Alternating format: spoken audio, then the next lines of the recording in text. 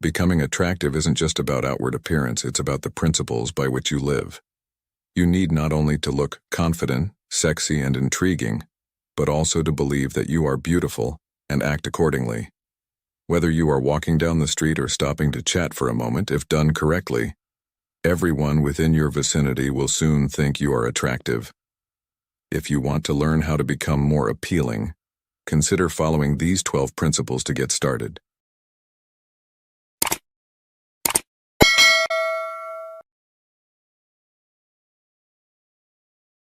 "12 Habits of a Stoic." Stoicism, an ancient philosophy that still resonates deeply in the modern world, teaches us that the foundation of our happiness lies in accepting the reality of our circumstances. This wisdom is encapsulated in the words of the Stoic philosopher Epictetus, who said, "It's not what happens to you, but how you react to it that matters." This principle guides us away from being swayed by fleeting desires or burdened by the concerns of daily challenges, urging us instead to focus on what we can control. The essence of Stoicism revolves around two pivotal questions. How can we lead a fulfilling life, and how can we grow into our best selves? It suggests that we are born with a purpose, and our primary task in life is to hone our virtues and fulfill this innate mission. In line with this, there are 12 Stoic habits that, if adopted, promise not only to enhance your attractiveness in a subtle yet profound way, but also to elevate your character. Here are 12 Stoic habits that you must adopt immediately after watching this video. 1. Master your life. In a world that seldom pauses, the allure of a Stoic man, one who moves silently yet profoundly, resonates deeply with those who encounter him. The Stoic man doesn't need to shout to be heard or disrupt to be noticed. His presence is felt through his actions and the calm he exudes in chaos. As Marcus Aurelius, a revered Stoic philosopher, once articulated, "Waste no more time arguing about what a good man should be. Be one." This directive encapsulates the essence of silently attractive qualities, steering us towards habits that not only enrich our lives but also make us irresistibly engaging to others. The foremost habit of such a man is mastering his life. It's a profound yet straightforward concept. You hold the reins of your destiny. Every outcome you experience sprouts from the seeds of your decisions. This understanding is fundamental, yet many find it a bitter pill to swallow. It's far easier to attribute our misfortunes to external forces, economic downturns, the indifference of others, or the perennial lack of time. Yet these are often veils that shroud our accountability. Consider this. An individual may blame poor metabolism or genetic predispositions for obesity. A broken heart may be attributed to another's coldness, and a lost job might be pinned on corporate decisions. But is this the complete truth? The Stoic teaches us to look inward. By acknowledging that we sculpt our fate through every choice and action, we gain immense power, the power to mold, to change, and to ultimately prosper. If there are aspects of your life that displease you, you have the agency to transform them. This principle isn't just about self-improvement, it's about reclaiming your narrative and crafting a life that reflects your truest aspirations. The Stoic attractiveness lies not in overt displays, but in quiet confidence and the serene acceptance of personal responsibility. In embracing this, you become a beacon of strength and reliability in a world that is often unpredictable. Your silent allure becomes a narrative of empowerment, inspiring not just yourself but also those around you to rise above the transient and aim for the eternal. By weaving these principles into the modern hustle, where distractions abound and responsibilities can weigh heavily, we find a timeless relevance in Stoic philosophy. It encourages us not merely to navigate through life, but to chart a course that is both purposeful and reflective, turning everyday challenges into stepping stones for growth and fulfillment. Therefore, let us stride forward, not with noisy declarations, but with purposeful silence and Stoic resolve. After all, in the calm of our decisions lies our true power and inherent attractiveness, echoing the wise words of another Stoic, Epictetus, who said, "It's not what happens to you, but how you react to it that matters." In embodying this philosophy, we do not merely exist, we thrive, and in our thriving, we attract. 2. Focus on what you can control. In our journey through life, the concept of silent attractiveness resonates deeply with the Stoic teachings. Stoicism, after all, isn't just about handling what life throws at us. It's about cultivating an inner magnetism that comes from being in control of ourselves. Let's talk about one critical aspect, focusing on what you can control. Winifred Crane Weigel beautifully encapsulated this with her adaptation of the Serenity Prayer. God, grant me the serenity to accept the things I cannot change, the courage to change the things I can, and the wisdom to know the difference.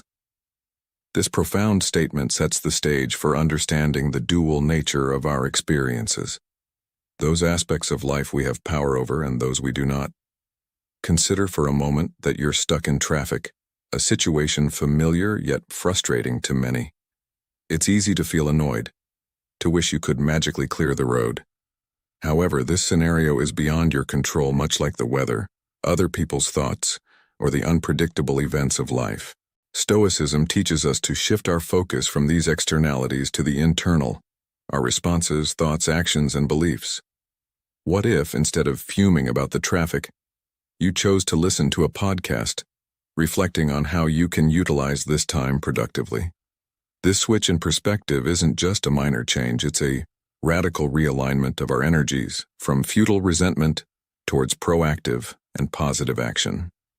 This principle is all about conservation of energy. Your emotional and mental resources are precious.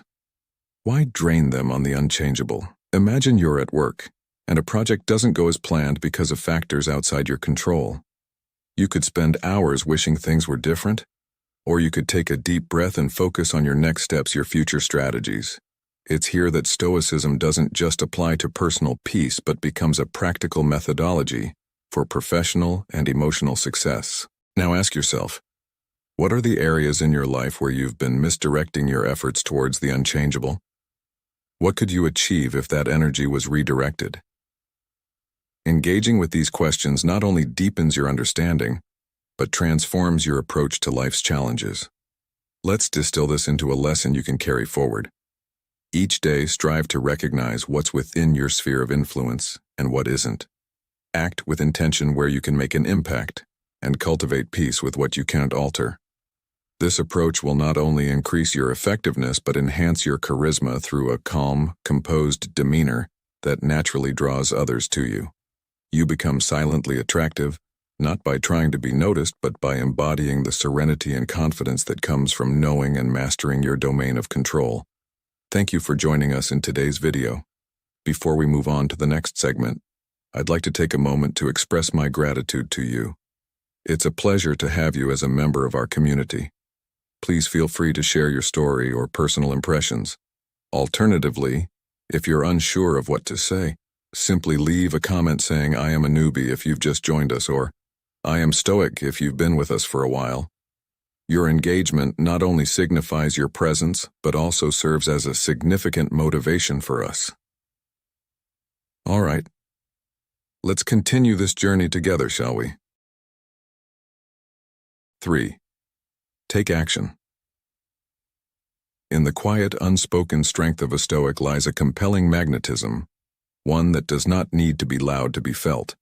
Imagine carrying yourself with a serene confidence, a silent attraction that comes not from external accolades, but from an internal commitment to virtue and action.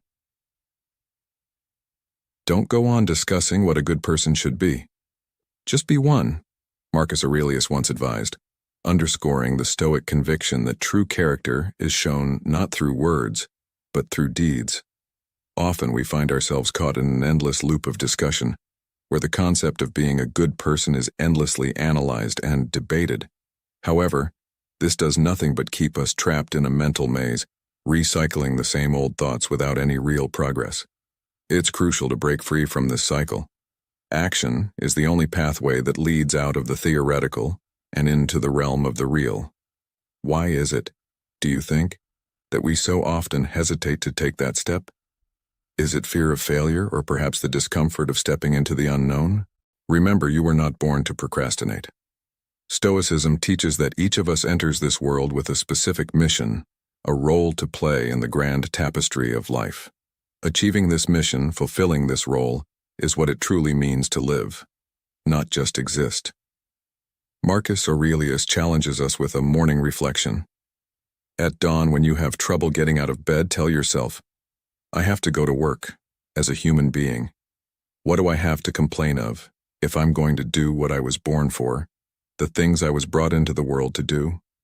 Or is this what I was created for, to huddle under the blankets and stay warm? This reflection brings us face to face with our responsibilities, not just to ourselves but to the world. It cultivates a kind of discipline that is ironclad, a resilience against the inertia that tempts us to stay comfortable, unchallenged, and unchanging.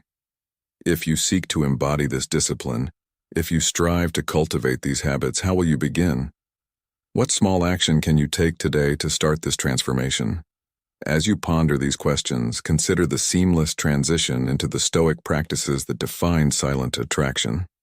Each step you take in cultivating discipline, each small action you perform in line with your true purpose, adds to a larger picture of magnetic Stoicism. This journey is continuous, and each phase builds upon the previous one, leading you closer to becoming not just what you aspire to be, but what you are meant to be. 4. Live in harmony with nature. In the quest to cultivate an aura of silent allure, embracing the Stoic habit of living in harmony with nature emerges as a cornerstone. This principle, deeply entrenched in Stoic philosophy, beckons us to navigate life's currents with acceptance and grace. Live in harmony with nature, a seemingly simple directive, yet profound in its implications. It teaches us to accept the unfolding of events as they are, not as we wish them to be. This acceptance is not passive resignation but an active engagement with life, guided by wisdom and virtue. What does it mean to live in harmony with nature? It involves understanding and adhering to the world's natural laws, acknowledging that these laws are constant and beyond our control. Marcus Aurelius, a Stoic emperor, once remarked, "Accept whatever comes to you woven in the pattern of your destiny, for what could more aptly fit your needs?" This perspective encourages us to focus on our actions and reactions in the present moment, utilizing our available resources and maintaining our inner peace, regardless of external circumstances or emotional upheavals. Consider the inevitabilities of life, aging, health changes, and the natural human instincts that drive us. Most crucial among these is change itself. Change is the only constant in the cosmic cycle, a fact that Stoicism advises us to embrace without resistance. By accepting change, we align ourselves with a natural progression of life, which in turn enhances our resilience and attractiveness. This alignment with nature makes us more grounded and real, traits that are inherently appealing. Furthermore, this principle of harmony extends to our interactions with others and our environment. It encourages us to cultivate relationships and lifestyles that are sustainable and respectful of the world around us. In the modern context, this could mean choosing simplicity over excess, fostering genuine connections over superficial encounters, and practicing environmental stewardship. To weave this ancient wisdom into the fabric of modern life, consider how you react to everyday challenges. Do you rail against the inevitable, or do you adapt gracefully? Embracing this Stoic habit not only enriches your life but also makes you a quietly magnetic presence to those around you. As you embody the tranquility that comes from living in accord with nature, your silent attractiveness becomes a powerful force, drawing others to the calm confidence you exude. In conclusion, the Stoic habit of living in harmony with nature is not merely about acceptance but about empowerment. It allows us to navigate the complexities of life with serenity and strength, making us silently attractive by fostering a presence that is both grounded and profoundly resilient. This way of living resonates deeply in a world that often values the superficial, making it a timeless guide to personal magnetism. 5. Transform admiration into transformation. Now, think about the people who inspire you. those individuals whose qualities capture your admiration. What is it about them that resonates so deeply with you? Instead of merely admiring them from afar, use their image as a beacon to guide your own development.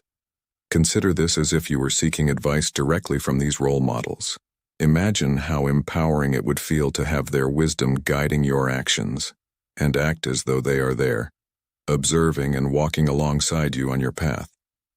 This mental model can serve as a powerful motivator, pushing you to embody the virtues you admire and integrate them into your everyday life.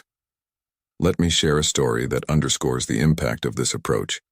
Sarah, a friend of mine, always admired her grandmother's resilience and unshakable calm. Despite life's numerous challenges, her grandmother maintained a serene demeanor, a quality Sarah deeply respected. Inspired, Sarah began to emulate these traits in her own life, especially during stressful situations at work. She would ask herself, "What would Grandma do?" This simple question guided Sarah through tough decisions and helped her remain calm under pressure, greatly improving her professional relationships and personal well-being. Now let's reflect. What qualities do you admire in others? How can you incorporate these attributes into your own life to not only improve yourself, but also inspire those around you? Engage with these questions as you consider the silent power of your actions and the profound influence they can have on your life and the lives of others. By actively transforming our admiration into self-improvement, we don't just pay tribute to those we respect, we also elevate ourselves and carve a path toward becoming the very best version of ourselves. In essence, we are all capable of remarkable transformation. It begins with choosing who we aspire to be and taking the steps to manifest these ideals in our daily actions. In conclusion, remember that Stoicism teaches us the value of internal development and silent influence. By adopting the admirable qualities of those we respect, we not only honor their influence, but also contribute to our own moral and personal growth. Let this be a reminder of the quiet power that resides within us, ready to be unleashed through thoughtful reflection and deliberate action. As you continue on your Stoic journey, think about how you can transform admiration into a force for personal transformation and silent attraction. What will be your first step on this path? 6. Face challenges. Facing challenges head-on is one of the 12 habits that can make you silently attractive, embodying the Stoic philosophy. Our natural inclinations often lean towards choosing the path of least resistance, staying in the comfort of our beds, scrolling endlessly through social media rather than engaging in more productive activities like exercising. Yet, it is an undeniable truth that the most valuable outcomes are born from overcoming challenges. Consider this. If you desire a fit and healthy body, it requires embracing the sweat and effort of physical exercise. Similarly, if you aspire to gain deep professional knowledge, it demands rigorous study and persistent learning. The rewards of facing challenges are manifold and should not be seen as mere obstacles, but as opportunities for growth and improvement. Embracing challenges is akin to embracing the very rewards they bring. This perspective is not just practical advice but is deeply rooted in Stoic philosophy, which teaches us not to avoid difficulties but to confront them head-on as they are instrumental in our personal development. Why then should we view challenges with dread when they are the very avenues through which we achieve personal excellence? Marcus Aurelius, a revered Stoic philosopher, once said, "The impediment to action advances action. What stands in the way becomes the way." This profound insight encourages us to perceive every challenge as a stepping stone to greater heights. By adopting this mindset, how might you start viewing your daily challenges differently? Could this shift in perspective transform not only how you tackle tasks but also how others perceive your silent strength and resilience?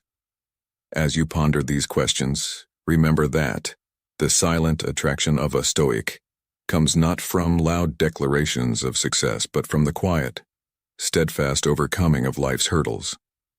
Each challenge you face and conquer silently broadcasts your strength and determination to the world, making you inherently attractive in a way that words cannot express. So from this moment on, Choose to see your challenges as gifts, precious opportunities for growth that are uniquely yours to claim. 7. Eliminate negative emotions. As we delve into the art of becoming silently attractive, it's important to focus not just on physical allure, but on the emotional resonance we create in our interactions. The way we handle our emotions is a testament to our inner strength and composure, qualities that are inherently magnetic. Today we explore a pivotal habit that can dramatically alter the way others perceive us, the mastery of our emotions, particularly the negative ones. Consider this. Our emotions don't rule us. Rather, we have the authority to shape and direct them. It's a common misconception that feelings like anger, sadness, and anxiety are inescapable forces that dictate our actions. However, Stoicism offers a refreshing perspective. The Stoic philosophers, like Marcus Aurelius, teach us that the soul becomes dyed with the color of its thoughts. This profound insight suggests that our emotional state is largely influenced by our thoughts and perceptions. Think about a situation where you felt at a loss or harmed, perhaps a comment from a friend that seemed like a slight. In this scenario, it's easy to feel hurt or angry. But shift the perspective. What if that comment was unintentional or even a misunderstanding? Suddenly, the emotional landscape changes. You might find yourself feeling calmer, perhaps even empathetic. This is the power of perception in shaping our emotional reactions. In practical terms, Stoicism encourages us to engage in what I like to call emotional labeling. This involves identifying and naming your emotions as they arise. By doing so, you step back from being engulfed by the emotion and instead become an observer of it. This doesn't mean suppressing or ignoring your feelings, but understanding them more deeply. For instance, when next you feel a surge of irritation, pause and name it. This is irritation I'm feeling because I'm tired and overworked. Such recognition allows you to manage and mitigate the emotion effectively, rather than letting it manage you. This approach not only helps in personal mastery, but also enhances how others perceive you. When you demonstrate control over your emotions, you exude a presence that is both composed and commanding. This silent strength is immensely attractive because it signifies stability and reliability, traits highly valued in personal and professional relationships. In tying this back to modern life, consider the fast-paced, often chaotic world we navigate daily. The ability to maintain calm and composure amidst this turmoil can be your superpower. It sets you apart in the eyes of colleagues, friends, and loved ones as someone who is unshakably grounded no matter what the situation. By practicing these principles, you're not just bettering your interactions, but also enhancing your mental well-being. As Seneca once said, if you really want to escape the things that harass you, what you're needing is not to be in a different place, but to be a different person. This transformation begins with the thoughts you cultivate and the emotions you master. As we continue on this journey of Stoic attraction, remember that the quiet control of our emotional world not only draws others to us, but also enriches our own lives, making us better equipped to face whatever challenges come our way. So let us strive to dye our souls with thoughts of serenity, courage, and optimism. 8. Train the mind. Training your mind, believe it or not, is akin to training your muscles. It grows stronger with consistent effort. Consider your mind as a tape recorder, diligently echoing the inputs you provide. What do you tell your mind? If you plant a seed of negativity, it will bloom into a relentless echo of those dark thoughts and emotions. To shift this, you must consciously cultivate positive thoughts, emotions, and attitudes. This isn't just motivational speak. It's a core tenet of Stoicism, which emphasizes the importance of a mind that is calm, rational, grateful, and mission-driven. Now let's take a modern-day scenario to illustrate this. Imagine you're in a high-stress job where the pressure mounts daily. Each challenge could be seen as a setback or an opportunity for growth.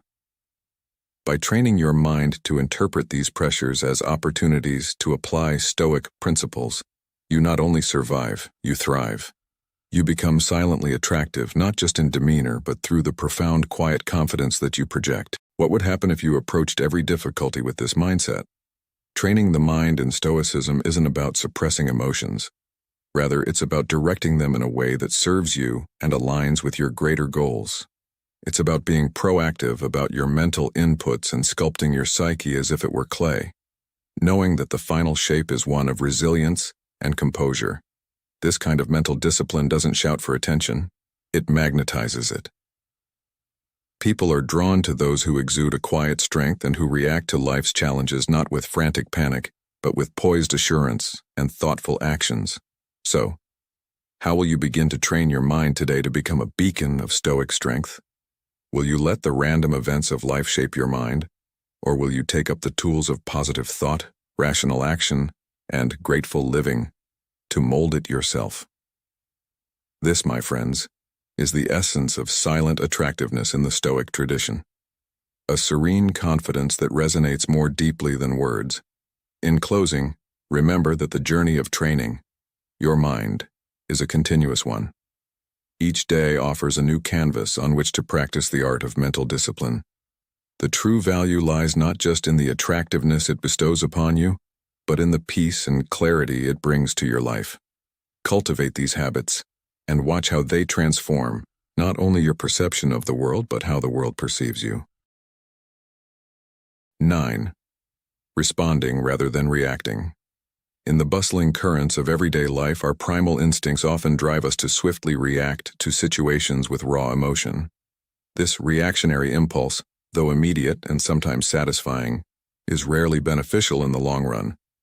Stoicism, a philosophical beacon of serenity and control, teaches us a more refined approach, the power of response over mere reaction. When you're confronted with an insult, the instinctual response might be anger or retaliation. But pause for a moment. Reflect on whether this surge of anger serves any positive purpose. Why surrender to a fleeting provocation and let it dictate your emotions? The Stoic way is to step back, breathe, and choose a response that aligns with your core values, rather than being swept up in the heat of the moment. As the philosopher Epictetus wisely said, "It's not what happens to you, but how you react to it that matters." Embracing this practice, you empower yourself to manage life's surprises with composure. Imagine you are in a conversation and something startling occurs. Instead of letting an unguarded reaction take the wheel, you pause, allowing yourself a moment to assess the situation calmly. What is the most constructive way to address this? This intentional pause is your secret weapon. It transforms your reactions into well-thought-out responses, giving you control over your emotions, rather than being controlled by them. Over time, as you cultivate this habit, what once required conscious effort will become second nature. Your brain, adept at adapting through consistent practice, will begin to default to this composed stance. This evolution in your behavior is not just about suppressing natural reactions, but about refining them into responses that are thoughtful and assertive. Now think about this. How often have we let our immediate reactions lead to regrettable decisions? How different would our interactions be if we chose to respond thoughtfully instead of reacting impulsively? Engaging with these questions helps us internalize the Stoic practice and enrich our lives with deeper mindfulness and resilience. By adopting this subtle yet powerful shift in our approach to life's challenges, we not only enhance our own well-being but also enrich our interactions with others. The journey towards emotional mastery is a profound testament to the strength that lies in calmness and deliberation. Let's continue to reflect on this as we strive to embody the true essence of Stoicism in our daily lives. 10. Happiness. At the heart of Stoicism lies a profound lesson. Your happiness hinges not on external conditions but on your inner resilience and perspective. As the philosopher Epictetus once stated, "It's not what happens to you, but how you react to it that matters." This principle encourages us to find joy not in the abundance of possessions or the status of our relationships, but in our capacity to maintain contentment regardless of our external circumstances. This inner tranquility doesn't shout for attention. It subtly exudes a magnetic confidence. Consider gratitude, a cornerstone of Stoic practice, which involves more than just saying thanks. It's about maintaining a deep, abiding appreciation for life in all its facets. Even during adversity, picture a person who, even in the face of life's storms, holds on to a sense of thankfulness for the mere act of living. This person doesn't just feel grateful, they embody gratitude, radiating a calm and composed demeanor that draws others to them. The challenge lies in cultivating this mindset. By focusing daily on what we are thankful for, we train our minds to spotlight even in the darkest corners, fostering a positive, attractive energy. Furthermore, the art of silent attraction through Stoicism involves practicing virtues that resonate with integrity and humility. It's not about grand gestures or loud proclamations, but about the quiet demonstration of strength and character. Each day provides us with numerous opportunities to practice patience, kindness, and honesty, qualities that are universally appealing. By consistently choosing these actions, you not only improve your interactions with others, but also develop a serene self-assurance that is deeply compelling. Stoicism teaches us to embrace challenges as opportunities to grow and learn, rather than obstacles to our happiness. This mindset shift is crucial for developing resilience and an attractive Stoic calm. As Marcus Aurelius, a Stoic emperor, wisely noted, "You have power over your mind, not outside events. Realize this, and you will find strength." When we view life's difficulties as chances to strengthen our character, we become more adaptable and appealing, possessing a quiet confidence that is unmistakably attractive. By integrating these Stoic habits into your daily life, you embody an attractiveness that doesn't need to shout to be felt. It's the kind of charisma that is profound, not because it demands attention, but because it earns respect and admiration through consistent, composed actions and attitudes. This silent strength is particularly relevant in our modern, hectic world, where the ability to remain calm and centered is itself a magnetic quality. In weaving these teachings into the narrative of your life, remember that the journey is as important as the destination. The path of Stoicism is not about achieving perfection, but about progressing towards a better, more attractive self through mindful practice. As you incorporate these Stoic habits, watch as they not only transform your interactions, but also deepen your relationship with yourself, a truly attractive trait. As we move forward, let's continue to explore and embrace these timeless teachings, applying them to our contemporary lives with wisdom and wit. Through this, we find not just attraction, but a profound sense of fulfillment and purpose, proving that sometimes the most powerful thing one can do is to simply embody calm. 11. Generosity. In the realm of Stoicism, generosity isn't just an act, it's a profound demonstration of mastery over both the mind and the materials that fill our lives. To the Stoic, being generous is about much more than opening your wallet. It involves a generous spirit towards oneself and others, fostering a community of respect and gratitude that transcends material wealth. Let's delve deeper into this concept by first considering what it means to be generous to oneself. Imagine you're juggling the myriad responsibilities of modern life: career pressures, family commitments, and social expectations. Now, add the incessant noise of social media, where everyone's life seems perfect, except yours. It's easy to succumb to negative thoughts and emotional burdens under such conditions. Stoic generosity toward oneself means taking a step back from this chaotic whirlwind. It involves allowing yourself to let go of these burdens, not out of negligence but through understanding and rationality, thereby freeing your mind and spirit from the constraints that hinder true freedom. Now, turning outward, how does one practice Stoic generosity towards others? It's not merely about the physical act of giving, but also about offering respect, understanding, and emotional support. This could look like listening intently when a friend shares their struggles, without immediately jumping to solutions or judgments.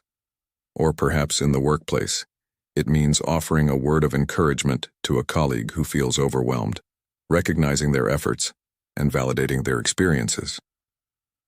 Consider a typical day in the life of a modern professional. Amidst the rush of meetings and deadlines, There's a colleague who seems quieter than usual, withdrawn. Instead of ignoring this change, a true Stoic might reach out, offer a moment of kindness, perhaps a simple, "Are you okay?" This act, small in effort but generous in spirit, could be the encouragement that person needs to share their burden, potentially lightening it and certainly feeling less alone in their struggle. How can you apply these lessons of generosity in your daily life? It starts by asking yourself, when was the last time you were genuinely generous with your time, your attention, or your understanding, without expecting anything in return? Generosity, in its truest Stoic sense, challenges us to rise above petty grievances and transient material desires, to connect deeply with the humanity in ourselves and in those around us. As we continue to explore these habits of silent attractiveness, remember that the most compelling aspect of your character is often seen in your actions and attitudes towards both yourself and others. The practice of Stoic generosity is not just about enhancing your appeal. It's about enriching your life and the lives of those around you with a spirit of kindness and gratitude. What will you do today to walk in the path of Stoic generosity? 12. Facing death. Facing the inevitability of death isn't just an acceptance but a profound transformation of how you live each day. Imagine that today could be your last. How would you choose to spend it? The ancient Stoic philosophers, such as Seneca and Marcus Aurelius, taught that the presence of death serves not as a specter to fear, but as a companion, reminding us of the urgency to live well. The Latin aphorism, memento mori, meaning remember you must die, is not a call towards nihilism but a powerful impetus to cherish every moment. It begs the question, if you knew today were your last, would you waste it on trivialities and distractions? Or would you dedicate yourself to actions that are meaningful and fulfilling? Consider this. Each moment you choose how to spend your time, knowing it could be your last, sharpens your focus on what truly matters. This awareness shapes a silently attractive persona, one that exudes a calm urgency and purposeful presence. People are drawn to those who act with intention and appreciate the weight of every minute. So how do you embody this Stoic attractiveness? Do you live in constant fear of the ticking clock? Or do you embrace each day with gratitude and a zest for making the most out of life? Seneca once said, "It is not that we have a short time to live, but that we waste a lot of it." This reflection challenges us. Are we truly living or merely existing? To face death is not just about acknowledging its inevitability, but actively choosing life, every day, every hour, with relentless passion and humble gratitude. What would it look like if you lived today as if it were your last? Would you let petty frustrations cloud your judgment, or would you rise above, seizing opportunities to make a difference, cherishing your loved ones, and leaving a legacy of kindness and strength? As you ponder these questions, reflect on the silently powerful impact of living stoically. How does this approach change your interactions, your work, your relationships? Embracing death as a friend enlightens a path not just of acceptance, but of vibrant, purposeful living.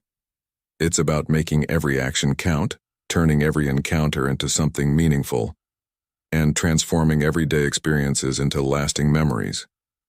In this way, the Stoic philosophy does not teach us how to prepare for death, but how to live with a vigor that only the proximity of death can provide. This Stoic approach to living in the face of death can fundamentally alter your demeanor, making you irresistibly attractive, not through loud declarations, but through the profound depth of your actions and the authenticity of your presence. How will you choose to live today, knowing that each moment could be your last? How can you apply this Stoic wisdom to transform not just your own life, but also to touch the lives of those around you in meaningful ways? As you meditate on these questions, consider how embracing memento mori could reshape not only your perspective, but also the essence of your daily existence. Applying Stoicism. In a world that seldom pauses, where the din of modern life drowns out the whispers of inner wisdom, how can one embrace the Stoic principles to become silently attractive? It's an art form that may seem elusive, yet its impact is profound, resonating deeply with those around us. This discussion unfolds an ancient yet ever-relevant philosophy of Stoicism, guiding you not just to understand but embody the quiet allure that comes from serene self-possession. You might approach this exploration with skepticism or indifference. Indeed, the choice is yours, as Stoic thought teaches us. But as you ponder, consider the words of Marcus Aurelius. You have power over your mind, not outside events. Realize this and you will find strength. Thus, the essence of Stoicism lies not in reciting maxims but in mastering the mind's landscape, steering clear of the negative while fostering a presence that is both composed and compelling. The cornerstone of Stoicism is the profound realization that you are the architect of your life. Every aspect, your happiness, health, and enjoyment of life, is under your personal jurisdiction. This philosophy doesn't burden but liberates, placing the reins of destiny firmly in your hands. Stoicism teaches us to cherish the present with gratitude, mindful that life, with all its fleeting beauty, could end at any moment. Seneca's reminder that, as is a tale, so is life, not how long it is, but how good it is what matters, encourages us to live fully and fearlessly, with every moment steeped in purpose. In embracing Stoicism, begin by cultivating mental fortitude. It's not merely about resisting the tide of negative thoughts, but about transforming your reactions to the challenges life throws your way. This mental shift doesn't just alter your internal world, it enhances your external appeal, casting you as a figure of calm in a chaotic world. As you adopt these practices, your Stoic demeanor becomes not just a shield, but a beacon, attracting others with its understated strength. Moreover, embodying Stoic habits means recognizing the power of silence and reflection. In stillness, you find clarity and resilience, qualities that are irresistibly attractive. This silent allure is not a loud proclamation, but a subtle, pervasive presence that speaks volumes. The Stoic man does not seek attention. Rather, he commands respect through his deliberate actions and unwavering tranquility. Integrating Stoicism into modern life involves continuous practice and mindfulness. It's about making conscious choices, each day, to align with Stoic virtues. This path leads not only to personal satisfaction and stability, but also to forming deeper, more meaningful connections. As you walk this Stoic path, remember that the journey itself is as rewarding as the destination. By internalizing and practicing the principles of Stoicism, you unlock a life of profound fulfillment and silent attraction. Each step on this path enriches your character and enhances your influence. The Stoic man does not merely exist, he thrives, drawing others to his quiet confidence and stability in the tumult of modern existence. So, as we explore these Stoic habits, let us embark with an open heart and a clear mind, ready to discover not just the teachings of ancient philosophers, but the timeless secrets of living attractively. After all, as Epictetus once said, it's not what happens to you, but how you react to it that matters. In your reactions lies your power, in your silence lies your allure, and in your Stoic practice lies the blueprint for a life well lived. Advice. In the art of silent attraction, the subtle nuances often speak louder than overt gestures. Consider the serene confidence that comes from simply being at peace with oneself. When you truly embrace who you are, including every flaw and strength, it radiates an allure that's hard to overlook. This sense of contentment with oneself is magnetic, attracting others not just to your external appearance, but to the energy you exude. It's like the old adage goes, people may forget what you said, but they'll never forget how you made them feel. Now think about the power of a genuine smile, the kind that reaches your eyes, lighting them up with warmth and sincerity. This kind of smile has the potential to draw people in, creating a bond even before words are exchanged. It's about offering a piece of your joy to others, which in turn makes you both feel good. Interestingly, combining this with a poised demeanor strikes a balance between innocence and mystery, adding depth to your character. However, it's essential to remember that attractiveness isn't about conforming to a specific standard, or mimicking someone else's style. For instance, imagine the dissonance if Audrey Hepburn, known for her elegant simplicity, had attempted to emulate Marilyn Monroe's sultry persona. It simply wouldn't align with her essence. The key lies in finding your unique style that feels right for you, whether that's a sharp business suit that speaks of professionalism or a soft, flowing dress that plays up your gentleness. Moreover, dressing comfortably for the occasion not only boosts your confidence but also ensures that you are appropriate for the setting. This consideration shows respect for both yourself and others around you. And while it's fine to draw inspiration from celebrities who epitomize certain aspects of attractiveness, the real challenge is integrating these influences into your personality without losing your authenticity. Let's explore a scenario from modern life that highlights the essence of silent attraction. Picture Sarah, a young professional, known for her keen intellect and modesty. At a networking event, instead of trying to assert her presence loudly, she chooses to engage in meaningful conversations. Her attire, a tasteful blend of professionalism and personal style, her demeanor calm and inviting. Her approach isn't forceful but magnetic, leaving people intrigued and wanting to know more about her. Have you ever noticed how some individuals command attention effortlessly?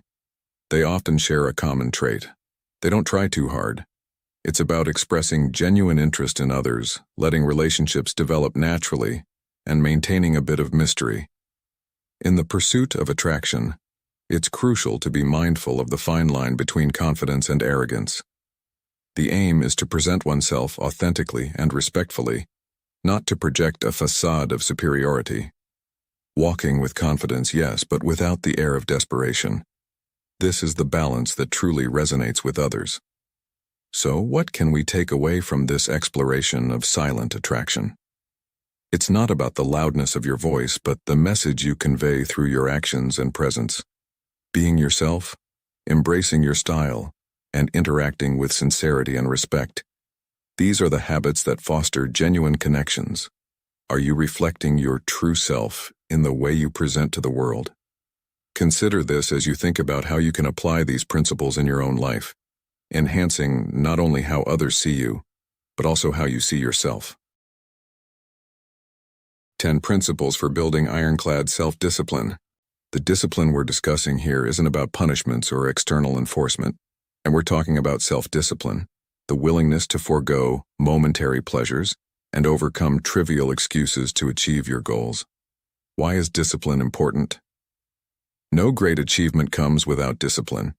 Every great legacy is the product of a disciplined life, a continuous commitment to a repetitive action over many days. Discipline here means the rules and principles you set for yourself, not imposed by anyone else. At dawn, when you have trouble getting out of bed, tell yourself, I have to go to work, as a human being. What do I have to complain of if I'm going to do what I was born for, the things I was brought into the world to do? Or is this what I was created for? To huddle under the blankets and stay warm? Marcus Aurelius. Discipline is about daily improvement, a step closer to the goals you desire. Imagine improving by 1% every day. Where could that lead over a lifetime? Unlike common beliefs, self-discipline is not limiting, but a gateway to true freedom. True discipline is thinking, acting, and behaving like the person you admire and wish to become. 1. Establish a foundation. In a world where distractions are as common as breaths we take, building an unshakable self-discipline is not just a necessity, but a cornerstone of success for any man in his prime, aged 30 to 65. The foundation of anything, from the grandest buildings to the simplest of habits, holds paramount importance. It's the bedrock upon which all else stands. In the realm of self-discipline, this foundation is not built from bricks or mortar, but from a profound understanding of your own vision, your goals, the actions required to reach these milestones, and critically, the value of the outcomes you are working towards. This understanding isn't superficial, It requires a deep dive into the essence of your aspirations, the habits you need to cultivate, the person you are evolving into, and the significance of the results you're aiming to achieve. This introspective journey into why you need discipline is the catalyst that naturally fosters it within you. As Plato famously stated, "For a man to conquer himself is the first and noblest of all victories." This victory over oneself is not a one-time triumph, but a continuous journey towards becoming the version of yourself you aspire to be. A version that serves your mission and achieves your goals. Ask yourself, which kind of person achieves the results I desire? Envisioning the traits and strengths of this ideal version of yourself can illuminate the path forward. The process of self-discipline is akin to sculpting marble. Though the block is rigid and resistant with persistent and precise strikes, a form of beauty and intention eventually emerges. In the same vein, the consistent application of disciplined actions carves out the superior self hidden within the raw expanse of our current limitations. Connecting this principle to modern life, consider how often we face obstacles that seem insurmountable. How easily we are swayed by the lure of instant gratification, or how we battle the omnipresent distractions of digital notifications and endless streams of information. Here, the tenet of self-discipline is not merely a suggestion but a survival strategy, enabling us to navigate through the chaos of the contemporary world with purpose and poise. In reinforcing this foundation, we also draw on the timeless wisdom of Seneca, who advised, "It is not because things are difficult that we do not dare. It is because we do not dare that they are difficult." By daring to cultivate discipline, we transform not only our challenges but also ourselves. This transformation is deeply personal and universally applicable, echoing across the varied experiences and aspirations of every man listening to this discourse. So, establishing a solid foundation of self-discipline is the initial step towards self-conquest and mastery. It is about knowing profoundly who you want to be and painstakingly shaping your behaviors to align with that vision. Remember, every great achievement begins with the decision to try, and every act of self-discipline reinforces the architecture of your character, which ultimately defines the skyline of your life. 2. Visualize the consequences. Visualizing the consequences of our actions, or lack thereof, can be a transformative tool in building ironclad self-discipline, but it demands wise application to avoid the pitfall of burnout. Picture this scenario. You're tempted to skip a morning run. Instead of giving in, you pause to consider not just today's missed opportunity, but the potential cascade of skipped workouts. Each missed session chips away at your progress, blurring the hard-earned gains that you've been so proud of achieving. Now imagine looking into the mirror months from now, seeing a reflection that doesn't match your goals because of consistent inaction. It's a sobering image, isn't it? This method, while powerful, carries a caution echoed by Friedrich Nietzsche, who pointedly observed, "He who cannot obey himself will be commanded." That is the nature of living creatures. It's a stark reminder of the importance of self-governance. If you don't take control of your actions, your circumstances will. Consider the story of Alex, a young software developer eager to climb the career ladder. Faced with a pivotal project, Alex felt overwhelmed and considered putting off the work.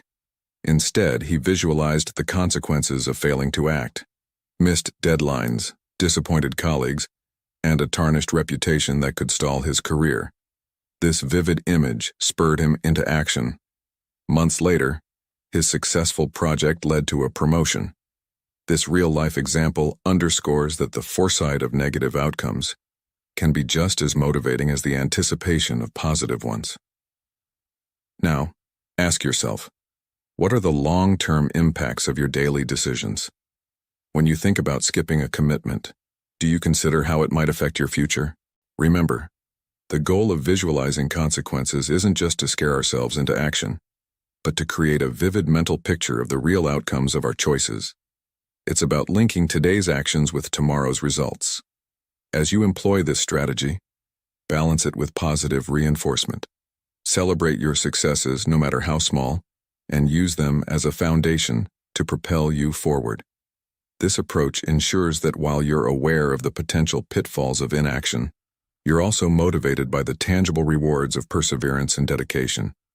In embracing this principle, you're not just practicing self-discipline, you're cultivating a mindset geared towards long-term vision and success. This is how you transform fleeting impulses into lasting habits and how you transform your life into the one you aspire to live. 3. A disciplined environment. Have you ever tried to diet while your house brims with tempting sweets? It's akin to climbing a mountain with weights tied to your feet, needlessly arduous. Now, imagine a different scenario. Your home, devoid of all sugary temptations. Suddenly the pathway to your dietary goals becomes a straight, smooth road, doesn't it? Lao Tzu once said, "Mastering others is strength. Mastering yourself is true power." Reflect on these profound words as we explore how you can sculpt an environment that fosters rather than hinders your self-discipline. Consider the simple act of learning to play the guitar. If your guitar is tucked away in a dusty corner, it's not just out of sight. It's out of mind and hence out of reach from your daily routine. But what happens if you place it right in the living room, where you spend most of your time? It invites you to pick it up, to strum a few notes every time you pass by. This small shift in location reduces the barriers between you and your practice. It integrates your goal into your everyday life, making engagement almost effortless. But why stop at physical rearrangement? The environment that nurtures discipline isn't solely made up of tangible elements like the placement of an instrument or the contents of your pantry. It also consists of the habits and routines you cultivate, the media you consume, and even the company you keep. Are these elements aligned with the person you aspire to be? Do they bolster your journey towards self-mastery, or do they derail it? Now ask yourself, what change can you make today, however small, that will transform your environment into a bastion of discipline? How can you tweak your daily routine to seamlessly integrate the practices that lead to self-discipline? Creating a disciplined environment is a dynamic and continuous process. It involves not only removing obstacles, but also deliberately designing and choosing the spaces, both physical and mental, that make the execution of self-discipline feel not just possible but natural. So next time you set a goal, take a moment to engineer your surroundings in a way that removes friction and encourages progress. Remember, the environment you create is the soil in which the seeds of your habits grow. Make it fertile and watch as your self-discipline flourishes. By addressing these changes, by asking these questions, you aren't just passively hoping for improvement. You're actively constructing a life that is more conducive to the cultivation of ironclad self-discipline. Isn't it empowering to know that the power to shape your destiny lies largely in your own hands? 4. Appeal. Consider the challenge faced by many smokers. They know smoking is harmful, yet the pack remains a steadfast companion in their pockets. It's not ignorance, but a reluctance to accept the full weight of the consequences that ties their hands. This reluctance illustrates a pivotal principle in building ironclad self-discipline: true appeal. When one fully acknowledges the gravity of the health risks associated with smoking, the decision to quit shifts from being a struggle to a clear necessity.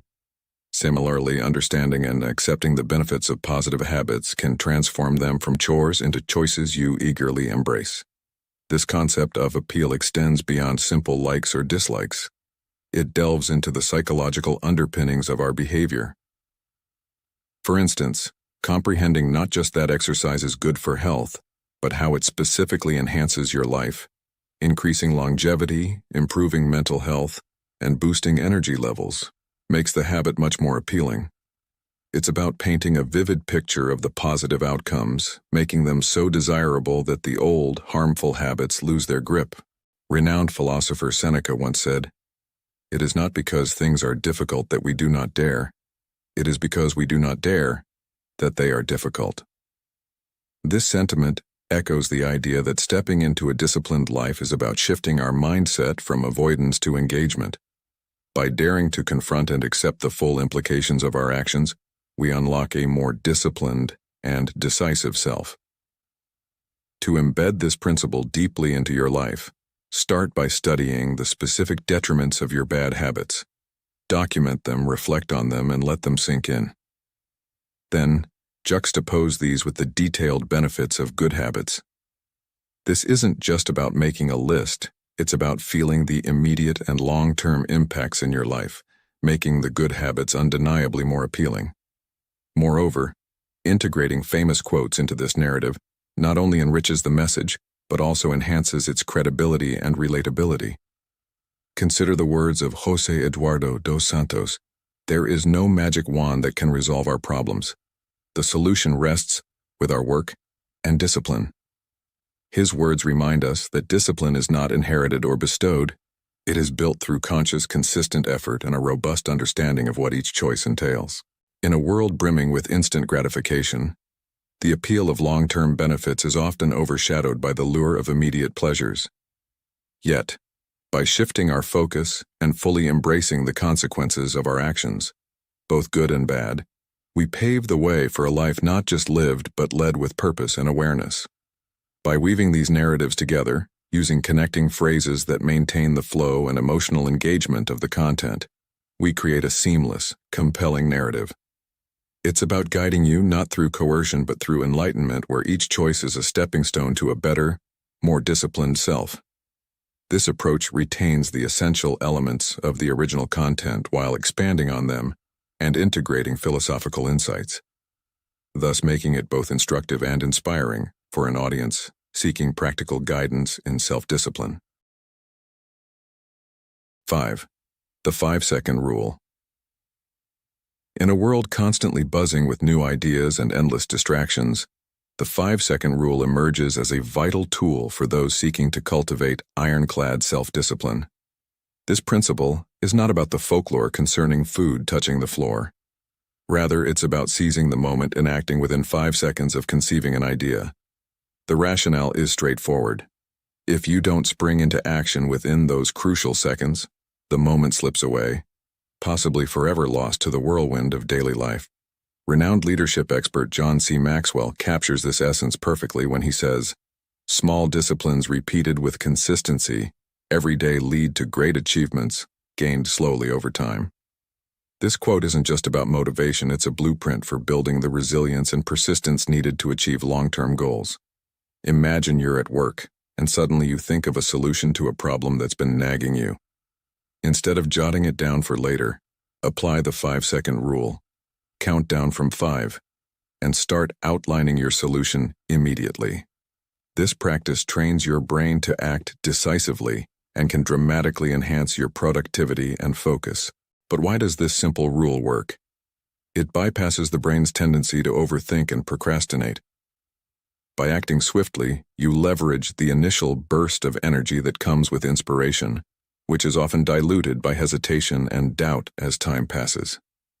Now consider Sarah, a graphic designer who often struggled with procrastination. One day, inspired by the 5-second rule, she decided to immediately act on her impulse to redesign her website, a task she had been postponing for months. Each time she had a creative idea during the redesign, she implemented it within 5 seconds, transforming her workflow and ultimately doubling her client inquiries. Why do you think this method was so effective for Sarah?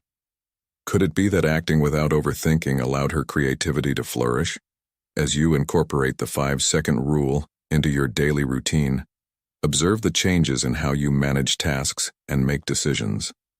This rule isn't just about getting things started, it's about finishing them with the same zeal with which you started. To conclude, the 5-second rule is more than just a tactic for self-discipline. It is a transformative approach that can lead to significant personal and professional growth. Every time you count down from 5 and take immediate action, you're not just completing a task. You're building a powerful habit that paves the way to achieving your most ambitious goals. How will you apply this rule in your life today to start building the future you dream of? 6. Clarity. Self-discipline, a seemingly elusive trait, is akin to a muscle that strengthens with consistent training and clear objectives. Consider this.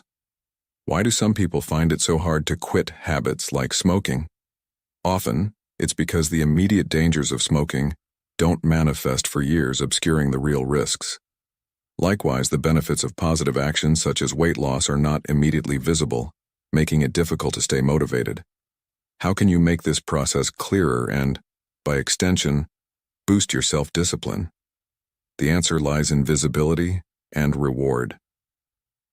Imagine for a moment that you're documenting every small success on your journey. This could be through a habit tracker or even a public declaration of your goals on social media, akin to the good conduct tokens you might have received as a child, which served as tangible recognition of your efforts. Such practices not only clarify your progress but also build momentum by celebrating small wins. Think about the wisdom of James Clear, who famously said, "Habits are the compound interest of self-improvement." By tracking your habits, you not only see the results over time but also understand the impact of daily actions in forming a disciplined life. Now, let's talk about rewards. How do you feel when you tick off all the tasks on your daily to-do list? Rewarding yourself for consistent actions plays a pivotal role in cultivating self-discipline. Whether it's treating yourself to a movie night after a week of completed workouts or simply taking a moment to acknowledge your effort, rewards reinforce positive behavior and make discipline a more attractive pursuit. Why do you think acknowledging small victories and giving yourself rewards can change your perception of a difficult task? As we delve deeper into the essence of self-discipline, remember that the clarity of your goals and the rewards you set can transform the mundane into the extraordinary, turning discipline into not just a practice, but a rewarding part of your life.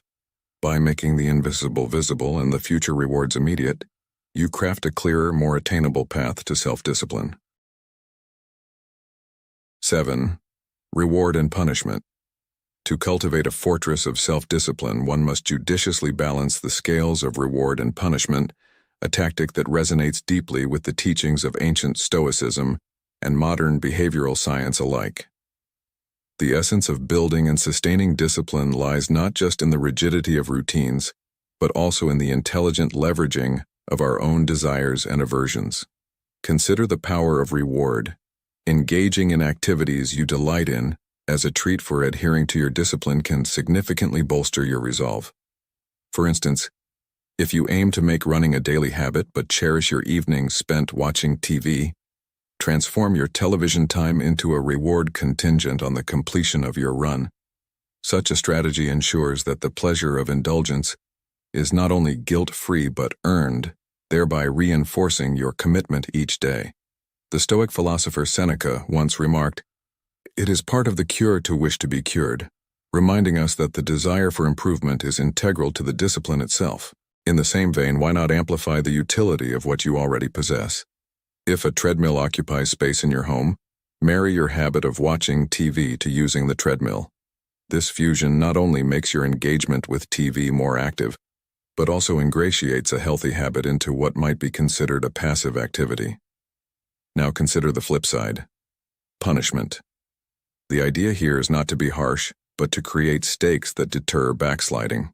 For example, you could commit a sum of money to a trusted friend, only to be returned upon successful adherence to your new habit or completion of a task. This method employs the fear of loss, an effective motivator to stay on track.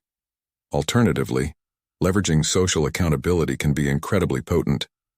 Announcing your goals on social media, for instance, can create a network of societal watchers, all expecting you to follow through, thus magnifying your commitment through the desire not to disappoint.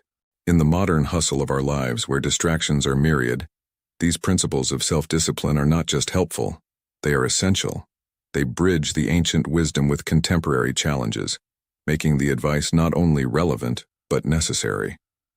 As the Dalai Lama insightfully notes, a disciplined mind leads to happiness, and an undisciplined mind leads to suffering. This statement underscores the profound impact self-discipline has on our overall well-being and happiness.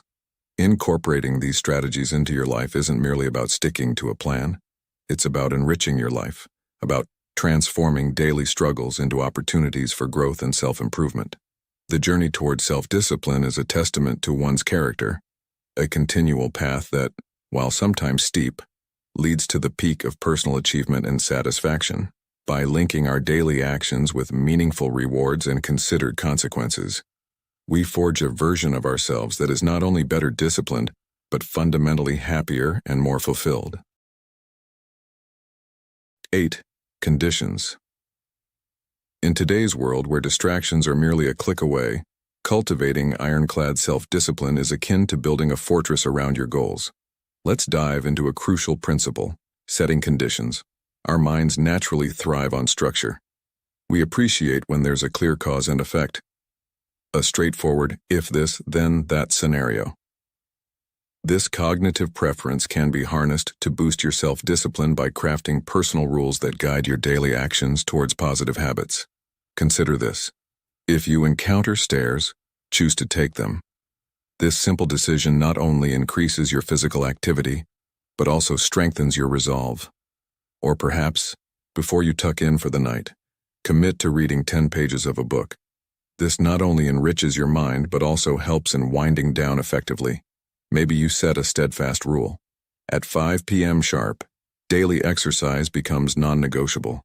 And when faced with peer pressure or personal vice such as a cigarette, empower yourself to decline firmly. Legendary motivational speaker Jim Rohn once said, "We must all suffer one of two things, the pain of discipline or the pain of regret and disappointment."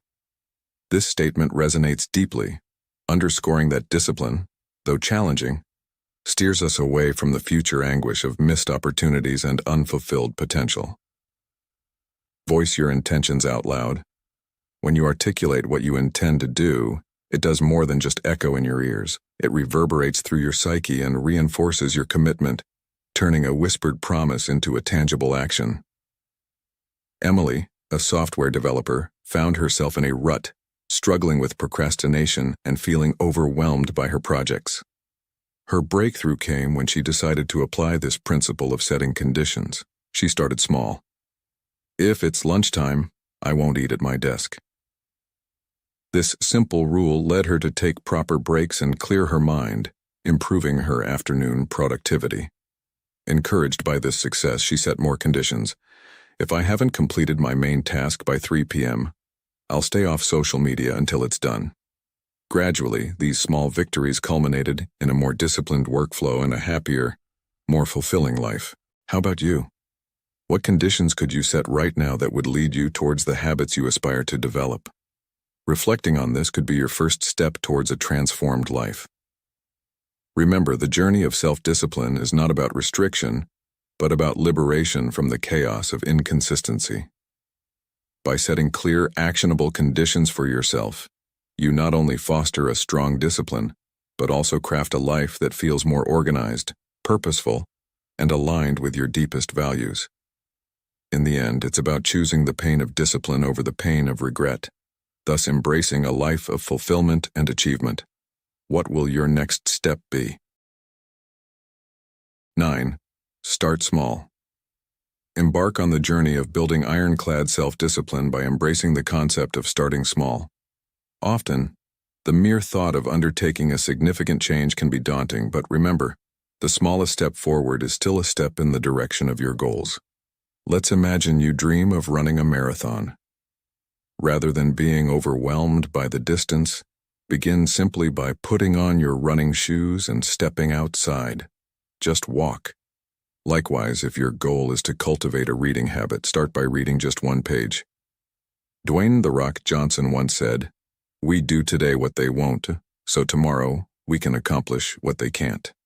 This powerful statement captures the essence of starting small.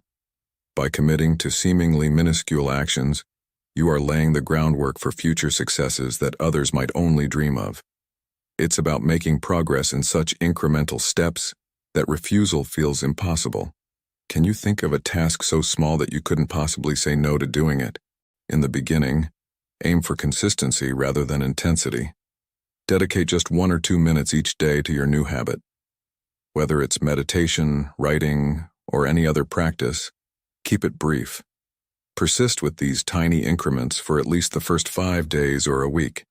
This approach helps in molding your mind to become accustomed to your new habit as a regular part of your life. The key here is consistency. The size of the step is less important than the regularity with which you take it. Ask yourself, how can you seamlessly integrate this new habit into your daily routine, regardless of your busy schedule? By consistently engaging in these small acts, you not only foster a sense of accomplishment, but also reinforce your ability to commit to a task. Over time, these small steps will build the foundation of a more disciplined life, allowing you to expand your efforts naturally and sustainably. So, what small step can you take today that will bring you closer to your larger goal tomorrow? Remember, the journey of 1,000 miles begins with a single step. Let's make that step today, shall we? 10. Build disciplined habits. In the realm of personal growth, the cultivation of self-discipline is akin to the forging of steel. Through consistent small actions, one shapes a resilient and unyielding character. This principle holds especially true as we navigate the complex, often chaotic modern landscape. Consider the simple yet profound habit of making your bed each morning, or promptly washing dishes after a meal.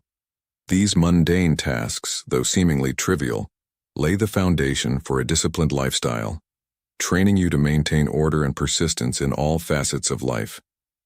As Marcus Aurelius, a Stoic philosopher, aptly noted, the impediment to action advances action. What stands in the way becomes the way. This perspective is crucial when building ironclad discipline.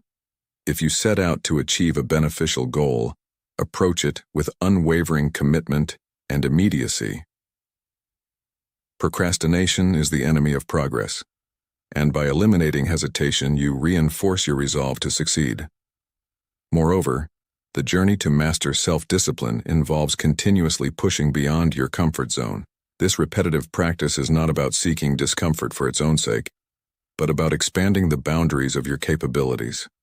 As you regularly confront and embrace these unsafe experiences, they become stepping stones, fostering growth and confidence. Each act of discipline, no matter how small, is a thread in the tapestry of your character. Just as a river cuts through rock not by force, but by persistence, so does the regular practice of disciplined habits sculpt a steadfast spirit. In this age of distractions and instant gratification, the ability to remain disciplined is both a rare and invaluable trait that promises not only personal success, but also a profound sense of fulfillment. To further enrich our understanding, let us draw from the wisdom of Theodore Roosevelt, who proclaimed, "With self-discipline, most anything is possible." Thus, by fostering disciplined habits, not only do we pave the way for personal achievements, but we also set a standard of excellence that can profoundly impact all areas of our lives, from our relationships and careers to our personal health and well-being. In conclusion, as we strive to fortify our self-discipline, we must remember that each small disciplined action is a cornerstone in the edifice of our character. By adhering to this principle, we not only enhance our own lives, but also inspire those around us to pursue a path of discipline, determination, and dignified success. Let us therefore embrace the challenge of self-discipline, for in its practice lies the key to unlocking our fullest potential in this ever-evolving world. Thank you for watching today's video on how to be silently attractive, 12 Habits of a Stoic. As we've explored these transformative Stoic habits, remember that true attractiveness stems not just from external appearances, but from embodying the principles of Stoicism in every action and thought. Embracing these habits can not only enhance your appeal, but also enrich your life with deeper satisfaction and purpose. If you found value in today's discussion and wish to delve deeper into the world of Stoicism, please consider subscribing to our channel Stoic in your life. Don't forget to hit the like button, share this video with friends and family who might benefit from it, and turn on notifications to ensure you never miss our upcoming videos. Your journey towards becoming silently attractive through Stoicism starts with you taking action today. So, apply these habits, share your progress, and join our community of modern Stoics striving for excellence in life. Thank you for being here, and I look forward to seeing you in the next video.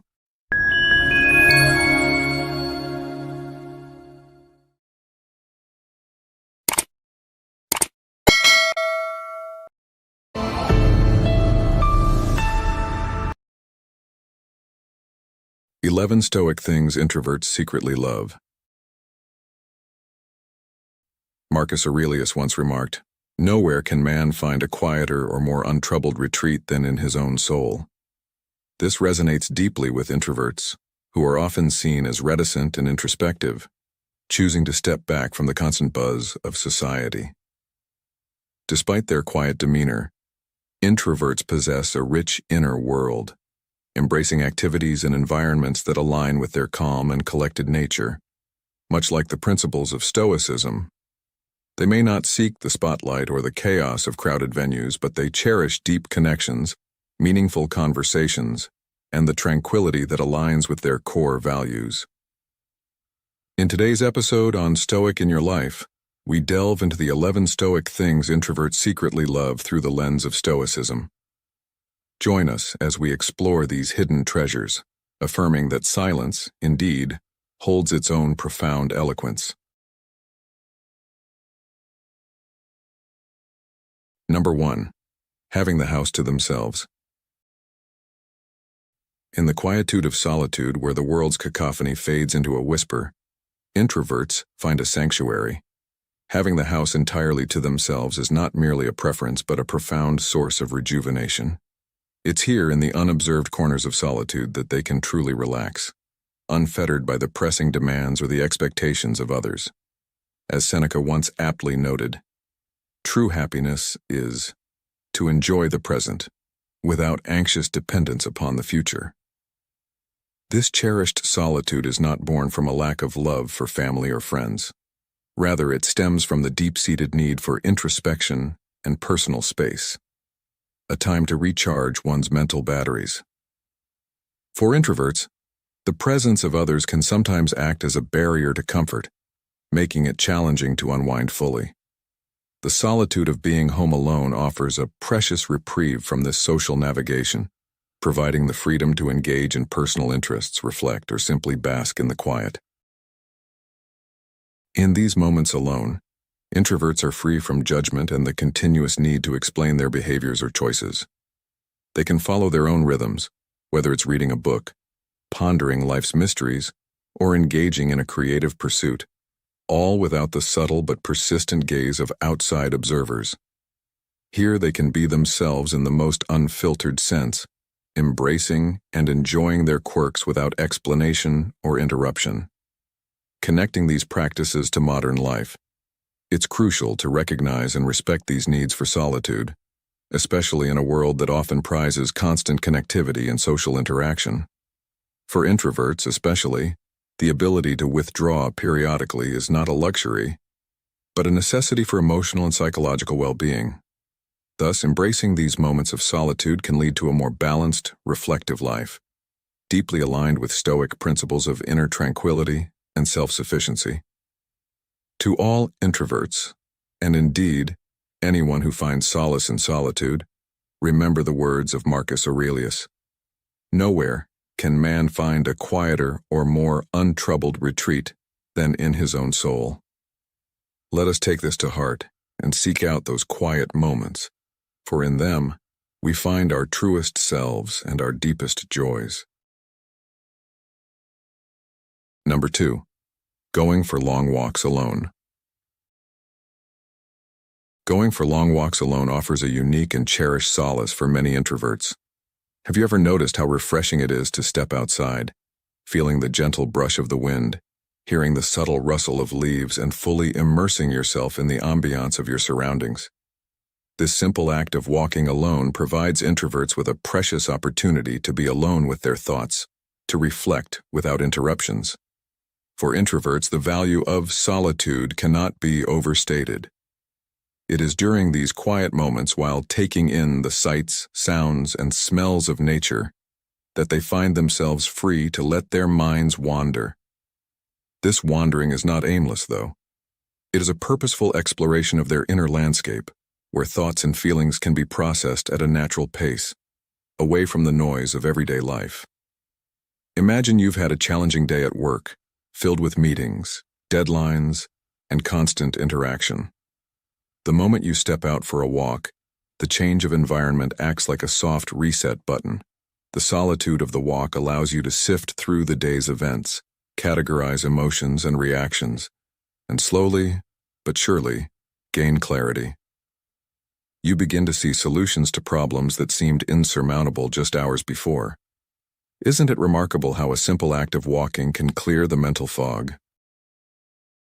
This cherished practice, while rejuvenating, also serves as a sanctuary from the need for constant social interaction, which can often feel draining for introverts. The silence of solitude is their symphony, allowing them to rejuvenate their minds and replenish their spirits. In this silence, introverts often find a profound sense of peace and clarity, a true path to understanding what really matters most in their lives. Now, let's relate this to a modern-day scenario.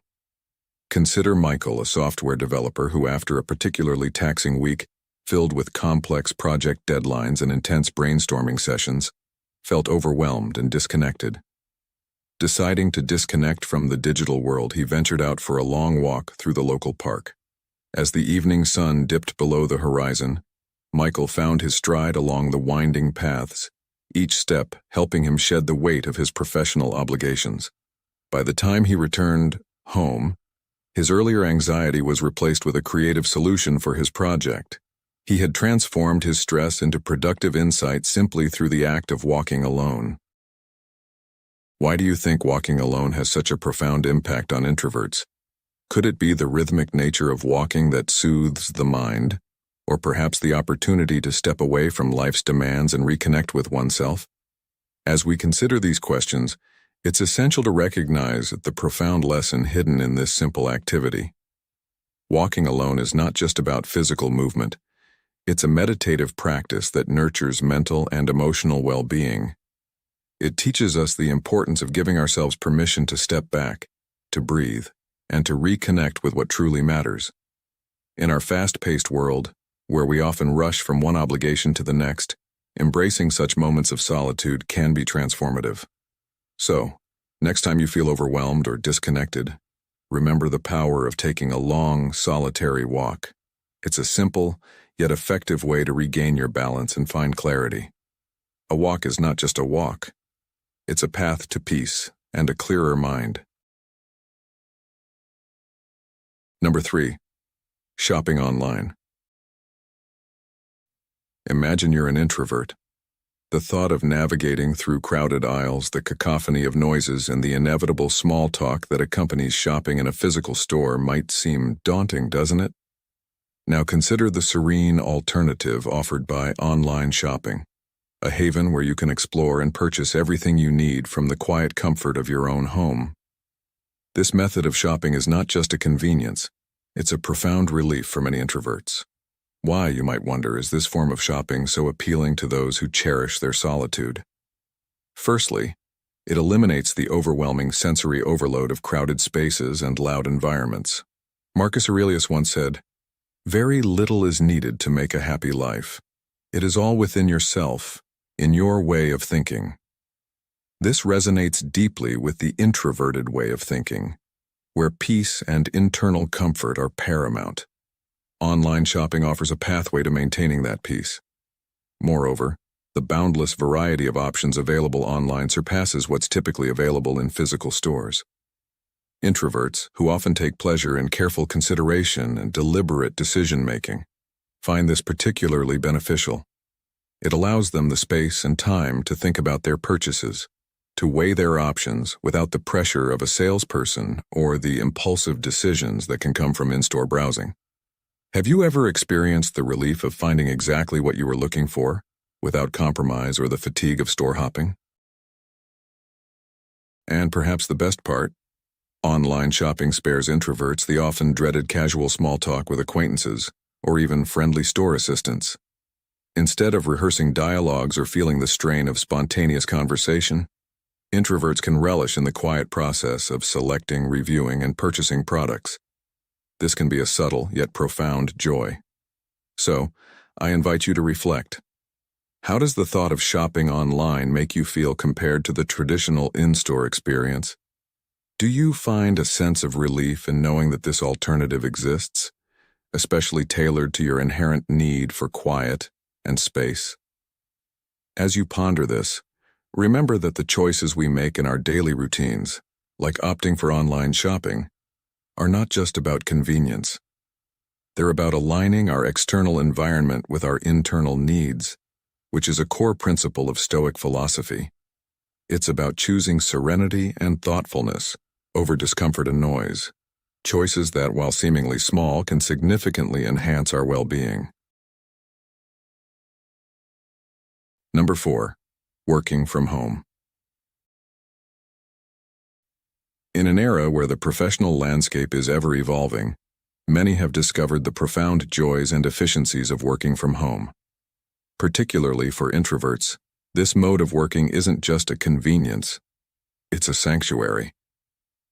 The ancient Stoic philosopher Seneca once said, "Tranquility is when you have quieted the civil war within yourself." For introverts, the tranquility found in a home office mirrors the serene haven Seneca describes, empowering them to thrive in their professional endeavors without external disturbances. Introverts have a unique affinity for working from home, a setting that allows them to wield control over their environment. This autonomy is pivotal, enabling them to dictate the pace of their workday and the intensity of their engagements. Unlike conventional office settings, where the hustle and chatter can be draining, the home office serves as a bespoke retreat tailored to their personal productivity and comfort. Moreover, working from home spares introverts from the often compulsory social interactions that punctuate a typical office day. The obligatory small talk, group lunches, and even the subtle pressures to participate in office politics are all sidestepped. This avoidance of forced socialization is not merely a relief, but a significant reduction in daily stress, contributing to a more focused and pleasurable work experience. The solitude afforded by working from home aligns perfectly with the introvert's need for deep work, those periods of intense concentration where creativity and efficiency bloom. In the silence of solitude, introverts find their minds most agile and their spirits most willing. The Roman Stoic, Marcus Aurelius, noted, "Nowhere can man find a quieter or more untroubled retreat than in his own soul." Indeed, for the introvert, the home becomes a physical extension of their inner sanctum, where significant achievements are often born. In today's fast-paced world, the ability to carve out a personal niche where one can work undisturbed is more than a luxury. It's a strategy for well-being and professional success. For introverts, the challenge is not just in finding this space, but in optimizing it to suit their Stoic approach to life: simplicity, efficiency, and harmony. By creating an environment that minimizes stress and maximizes productivity, introverts not only enhance their work quality but also their life quality. As we adapt to new norms in professional settings, introverts could see working from home not just as a temporary arrangement, but as a long-term opportunity to cultivate a work-life balance that truly suits their nature. It is crucial, therefore, to not only embrace these solitary working conditions, but also to enhance them with routines that promote sustained focus and minimal distractions. In conclusion, working from home presents a unique opportunity for introverts to manifest their ideal working conditions. This setting allows them to not only avoid the energy drain of constant social interaction, but also to create a space where their Stoic virtues of focus, discipline, and peace can flourish.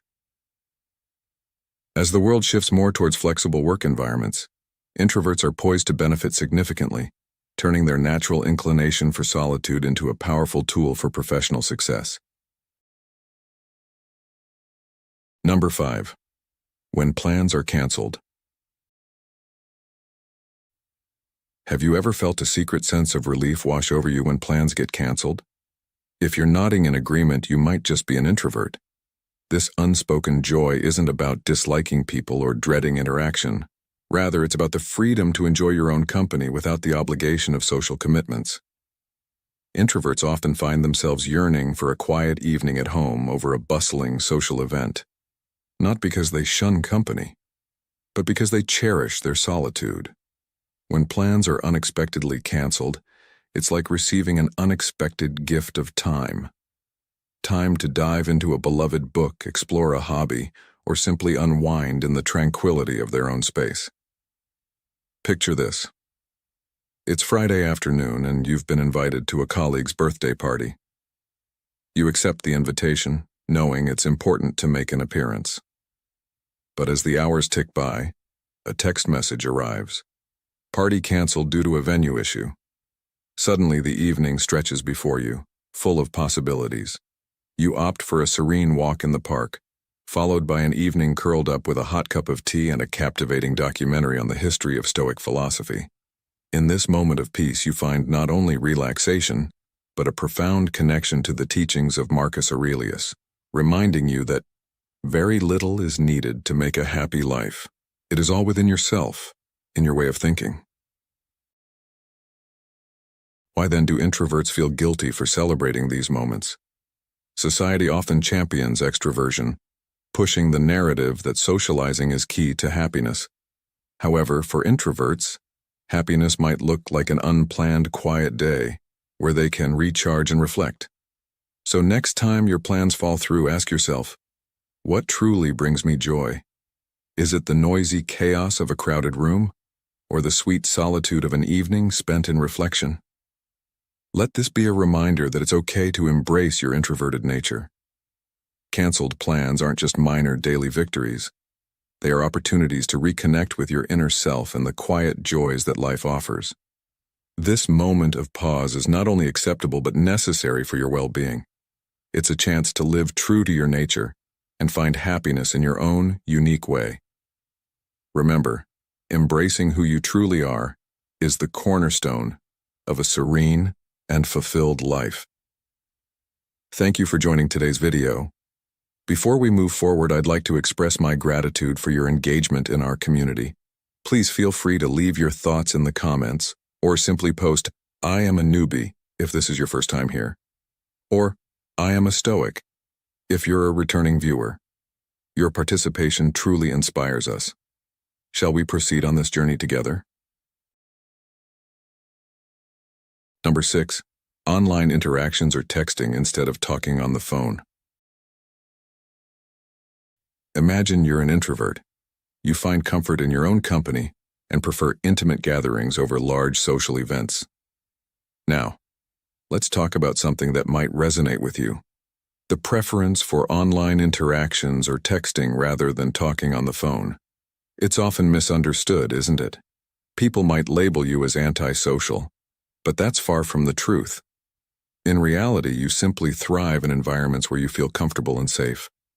Why is talking on the phone so draining for you? Well, it's not about being shy or not knowing what to say. Rather, communicating via texts or online allows you to feel less exposed, giving you the space to thoughtfully craft your responses at your own pace. Marcus Aurelius once said, "Very little is needed to make a happy life. It is all within yourself, in your way of thinking." This aligns perfectly with the introvert's approach to communication, finding happiness in thoughtful solitude rather than the hurried exchange of phone conversations. Moreover, the ease of exiting an online conversation compared to a phone call is a subtle yet significant relief for you. There's no pressure to continuously engage or sound particularly witty or interesting. This is crucial because, as an introvert, you probably despise being put on the spot, a common occurrence during phone calls that demand immediate responses. Now let me ask you, have you ever felt that sigh of relief when you switched a planned phone call to a text conversation? How did that make you feel? Did it make you more willing to open up and share because you had more control over the interaction? This preference isn't just about comfort. It's a strategic choice that empowers you to communicate in a way that aligns with your natural inclinations. By embracing this method of communication, you not only protect your energy, but also enhance the quality of your interactions. Each message you send is a reflection of your thoughtful nature, carefully composed and considerate. This isn't just a tactic, it's a profound way to honor your personality and communicate authentically. So, the next time someone suggests a phone call, remember that it's perfectly okay to suggest texting instead. After all, true communication isn't about the medium, but the connection it fosters. What do you think? Does this resonate with your experiences? Let's continue this conversation and delve deeper into understanding the unique preferences that shape our interactions. Number 7. Being alone in public places. Contrary to what one might assume, many introverts cherish the paradox of being alone in bustling public places. This affinity may appear counterintuitive at first glance, but there lies a profound simplicity and beauty in it. To an introvert, such environments offer the perfect backdrop for a harmonious blend of solitude and society. They can immerse themselves in their own world, be it through the melodies flowing from their headphones, the intriguing plot of a novel, or the creative process of drafting a blog post, while still feeling a part of the larger mosaic of humanity. It's not about isolation, but rather about finding a personal oasis of tranquility in a sea of activity. As Marcus Aurelius, a Stoic philosopher, once said, "Nowhere can man find a quieter or more untroubled retreat than in his own soul." This sentiment encapsulates the introvert's love for public solitude.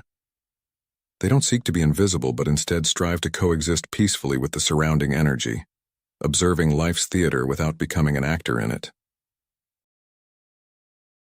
Imagine an introvert seated on a park bench, lost in thought while the world continues unabated around them.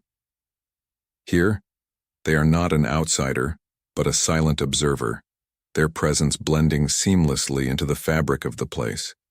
They watch life unfold as they reflect, plan, or simply exist, untouched by the demands of interaction.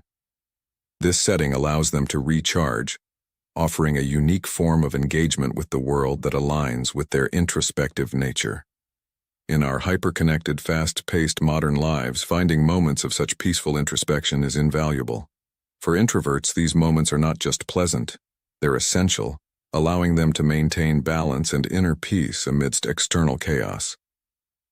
To those who resonate with this, I offer a piece of advice. Cherish these moments of solitude in public.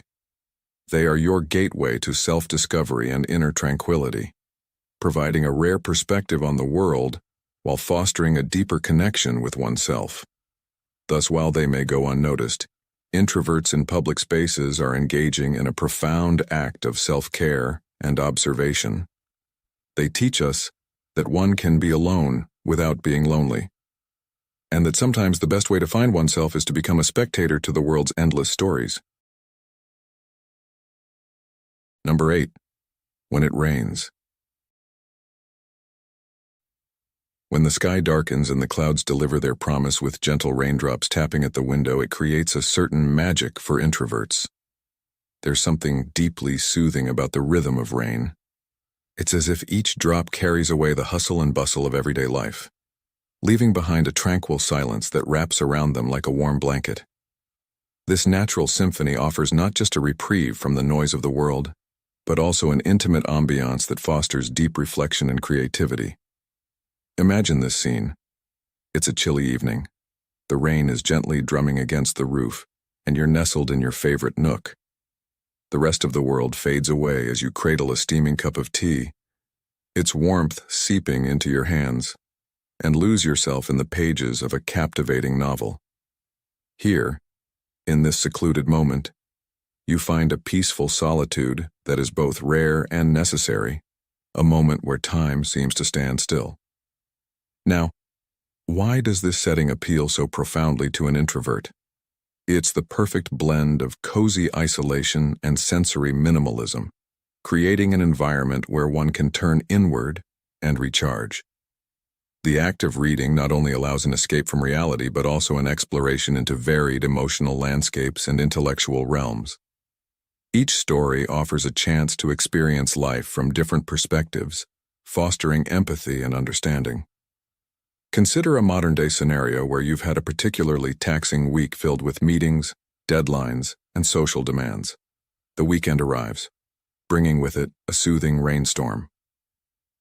How would you choose to spend this time? Does the idea of shutting out the world and diving into a literary adventure seem like the perfect retreat? By embracing such moments, introverts tap into a profound inner peace and contentment. This practice isn't just about enjoying solitude. It's about rediscovering oneself and replenishing the mental energy spent in navigating the often overwhelming social world. So, let's reflect together. What simple joys in life provide you with similar moments of peace? How can you incorporate these into your daily routine to ensure you maintain a balanced and fulfilling life? In our journey through life, especially in the fast-paced rhythm of modern society, it's vital to recognize and cherish these personal sanctuaries. They are not mere escapes, but essential parts of our mental and emotional well-being. By acknowledging and prioritizing these needs, you not only honor your introverted nature, but also cultivate a resilience that supports your overall happiness and productivity. In the end, the lesson here is clear. Never underestimate the power of a quiet moment and a good book on a rainy day. These are the times when, if you listen closely, you can hear your own thoughts and feel your soul replenish. Let us all find our rain. Let us all find our peace. Number 9. Meaningful conversations. Have you ever noticed how some people, often the quieter ones in the room, seem to shine in one-on-one interactions? Introverts, despite their reputation for being less social, deeply cherish the chance to engage in meaningful conversations. They're not drawn to small talk or casual chit-chat. Instead, they thrive on dialogues rich with substance and depth. Why is this, you might wonder? Well, it's because these moments of deep connection offer more than just an exchange of words. They provide a platform for genuine understanding and shared wisdom.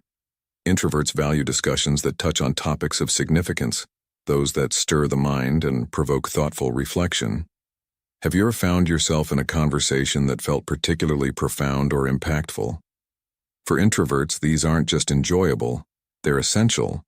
They prefer to delve into subjects that matter, exploring complex ideas or sharing personal experiences that resonate on a deeper level. Marcus Aurelius, a Stoic philosopher, once said, "Waste no more time arguing about what a good man should be. Be one." This sentiment captures the introvert's approach to conversations. They seek authenticity and depth, aiming to learn and grow from each interaction. These meaningful conversations are not merely a way to pass time, but a path to connection and understanding. They listen intently, not just hearing but truly comprehending what is being shared. This thoughtful engagement is a form of respect, a silent acknowledgement of the value of what the other person has to say. Now think about your own experiences. When was the last time you had a conversation that touched your soul, that made you feel understood or brought you new insights? How did it make you feel? Introverts find such discussions rejuvenating. They're an opportunity to connect on a level that transcends the mundane aspects of daily life. Through these exchanges, they not only share their own insights but also absorb new knowledge, which is a beautiful aspect of human interaction.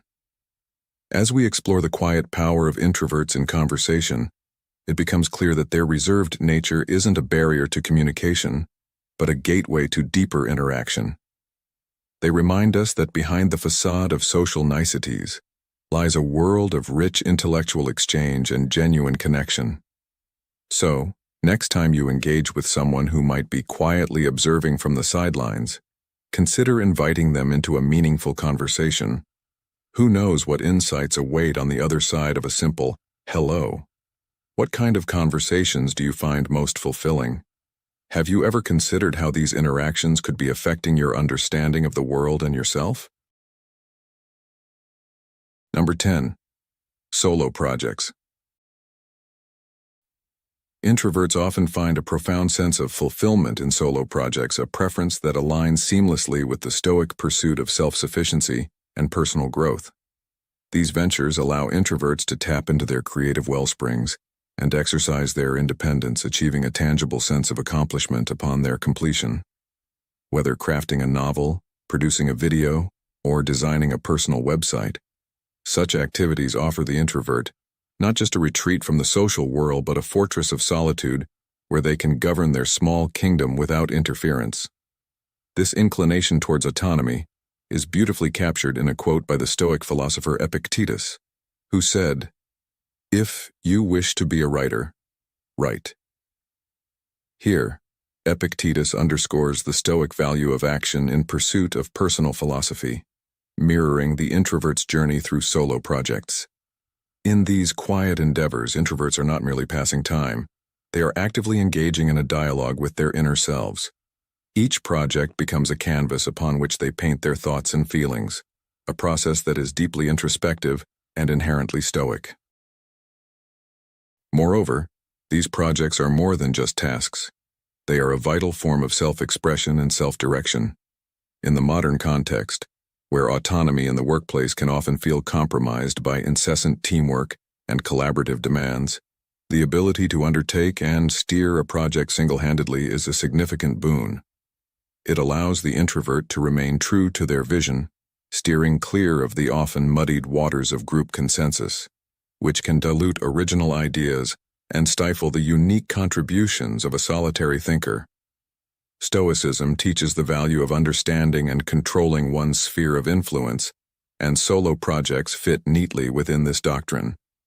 They enable the introvert to control their environment, manage their objectives, and dictate their pace, all critical aspects that contribute to a fulfilling work experience.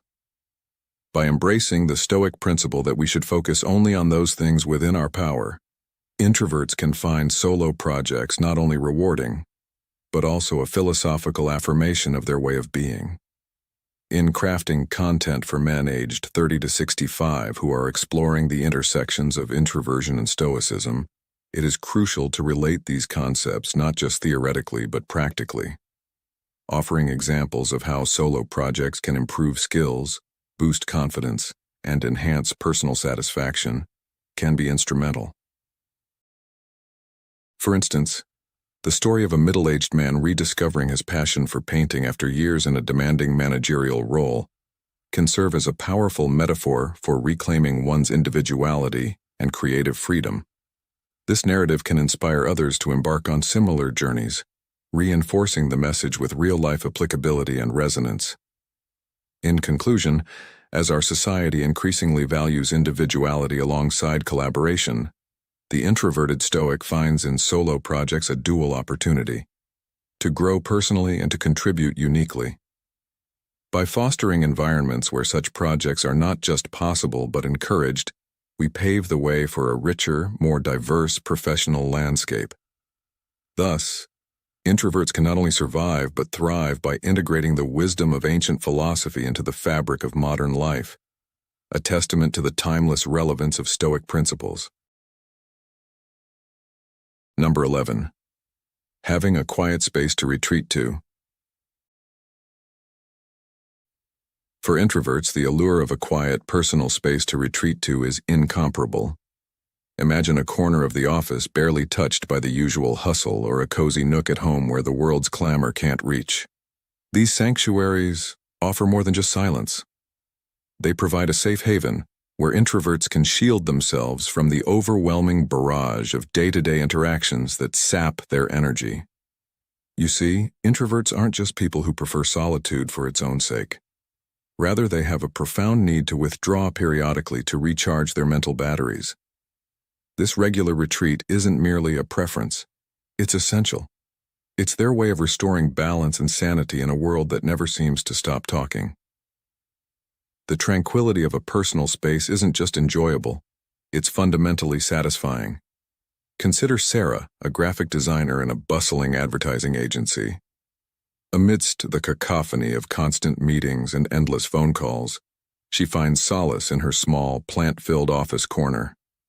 This space, with its gentle greenery and soft, ambient music, becomes her psychological lifeline. It's here that Sarah not only recovers from the demands of her job, but also finds the creativity that her work necessitates. Her quiet corner isn't just a physical space, it's a portal to her inner world. Now think about your own life.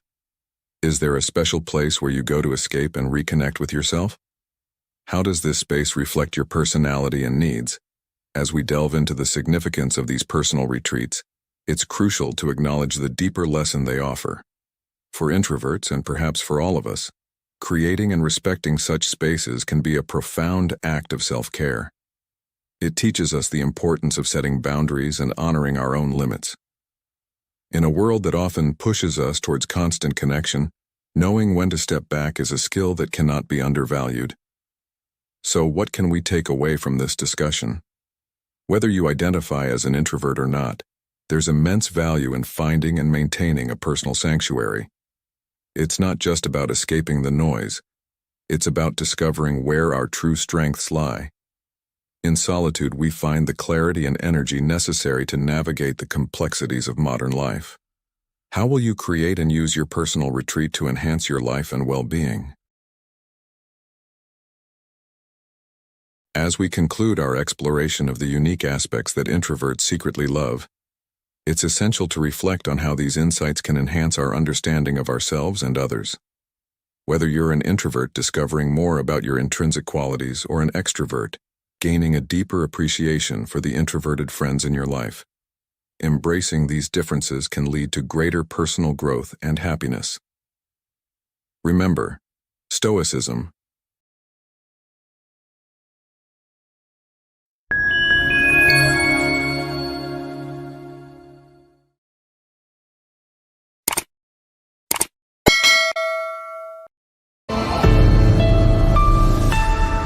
In this ever-changing world, skills that were common yesterday may become obsolete tomorrow. Experiences that were crucial in the past may quickly become outdated. Those who stand still are often the first to be eliminated. Only by pushing themselves to break through can they grow. Therefore, it's time to start planning for yourself.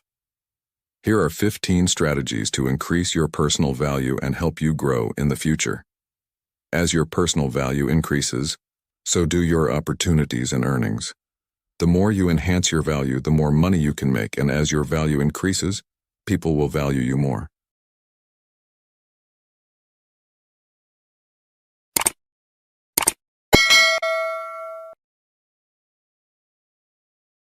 Stoic Strategy 1. Intense focus. In today's fast-paced world where distractions are as common as the air we breathe, embracing Stoic strategies can provide a solid foundation for achieving not just success, but a life of value and meaning. As Marcus Aurelius once said, concentrate every minute like a Roman, like a man, on doing what's in front of you with precise and genuine seriousness, tenderly, willingly, with justice, and on freeing yourself from all other distractions. This timeless wisdom underscores the profound impact of intense focus in one's life, a principle that seems to be more crucial now than ever. Haruki Murakami, a celebrated novelist known for his unwavering dedication to his craft. Murakami rises at 4 a.m. each day, immersing himself in his writing for hours at a stretch. During these early morning sessions, he allows no interruptions, no external disturbances. His world narrows to the very words he weaves into stories. This intense focus has not only enabled him to produce numerous best-selling novels, but has also established him as a towering figure in contemporary literature. Murakami's routine is a testament to the power of concentrated effort. It echoes the Stoic belief that even the smallest ripple of focus can grow into a wave of success.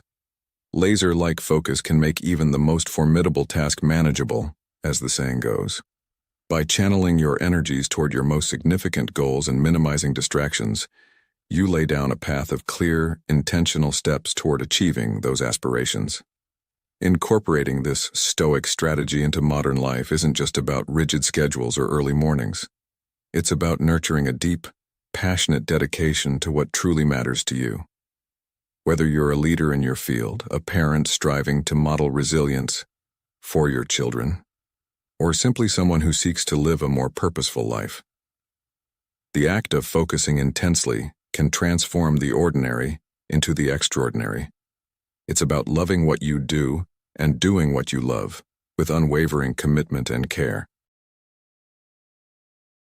By adopting such focused strategies, you not only enhance your capacity to succeed, but also become more valued by others.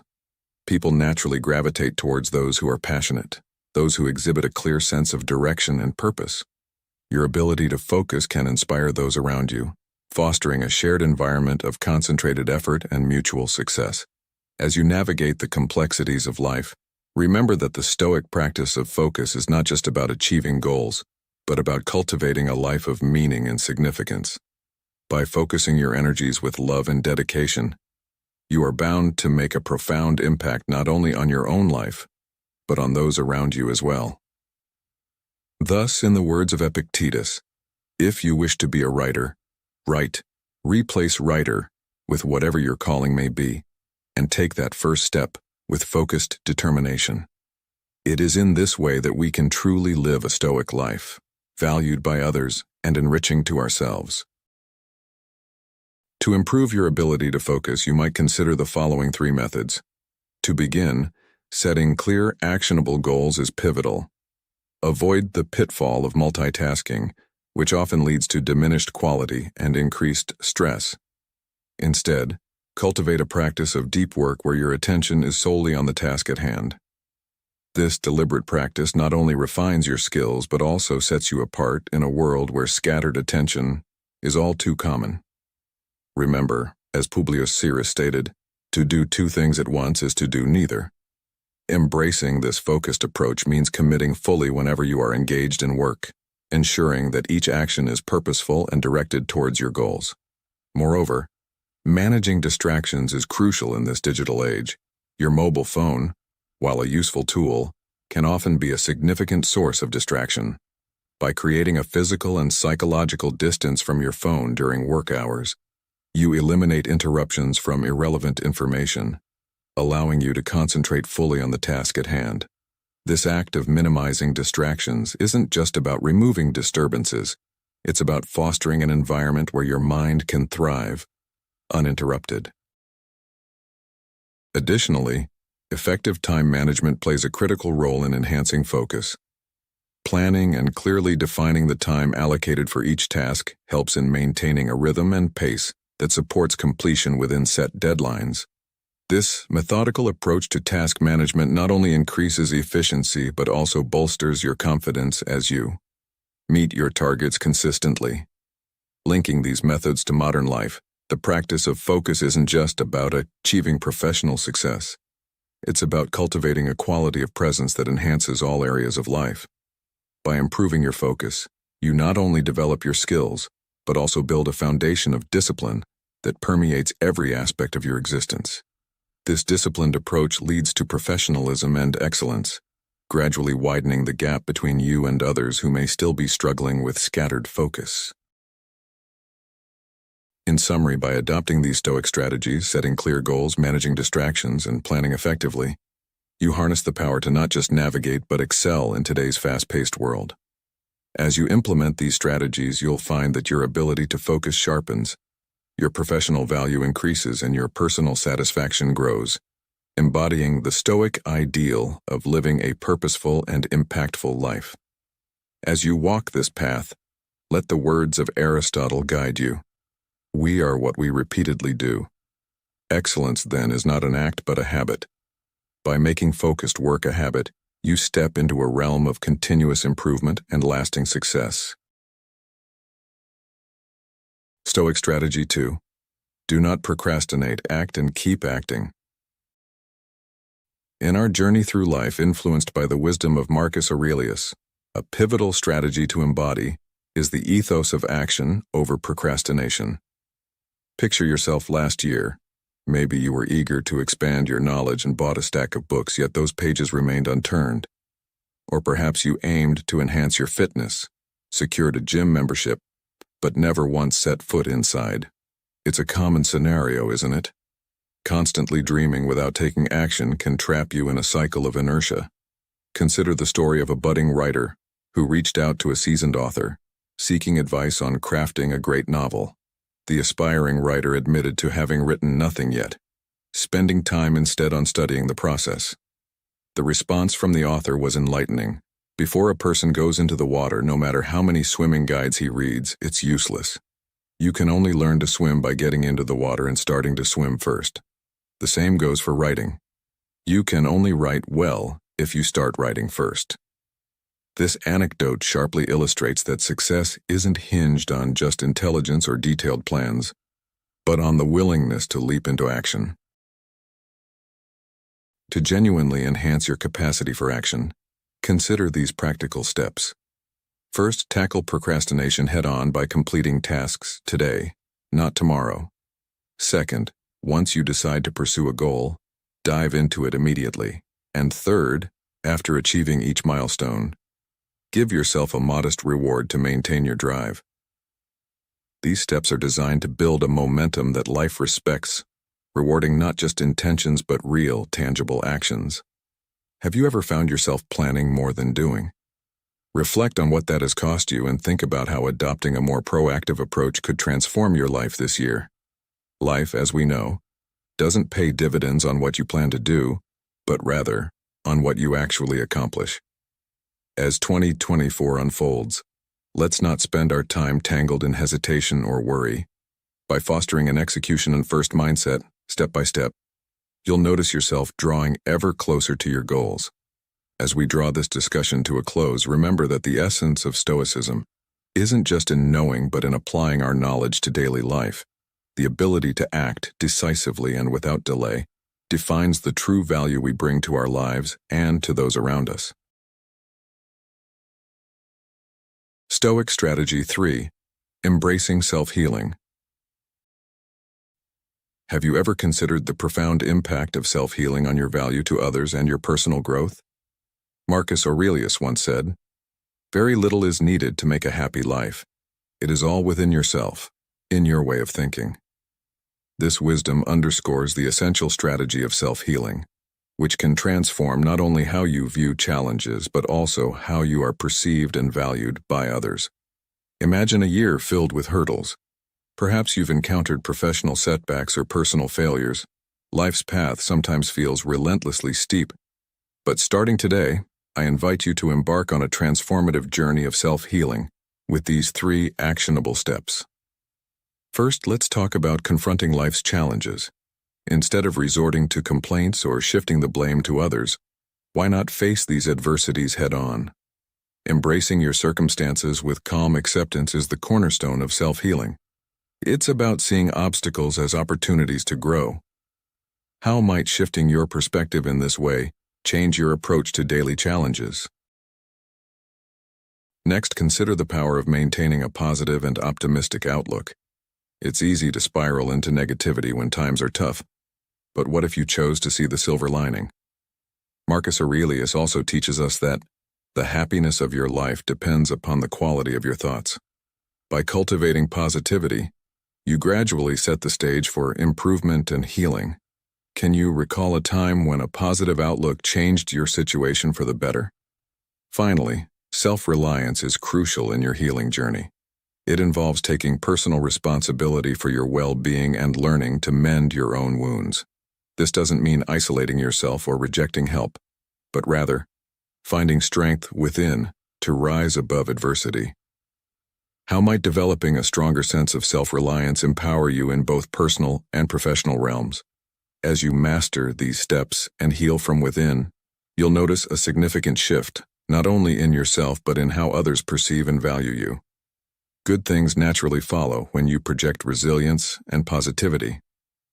Reflect on this. How will enhancing your ability to self-heal influence your relationships and opportunities? This exploration of self-healing is more than just overcoming the past. It's about building a foundation for a resilient, optimistic future. As you heal, you not only improve your own life, but also enhance your ability to contribute positively to those around you. What steps will you take today to start this journey?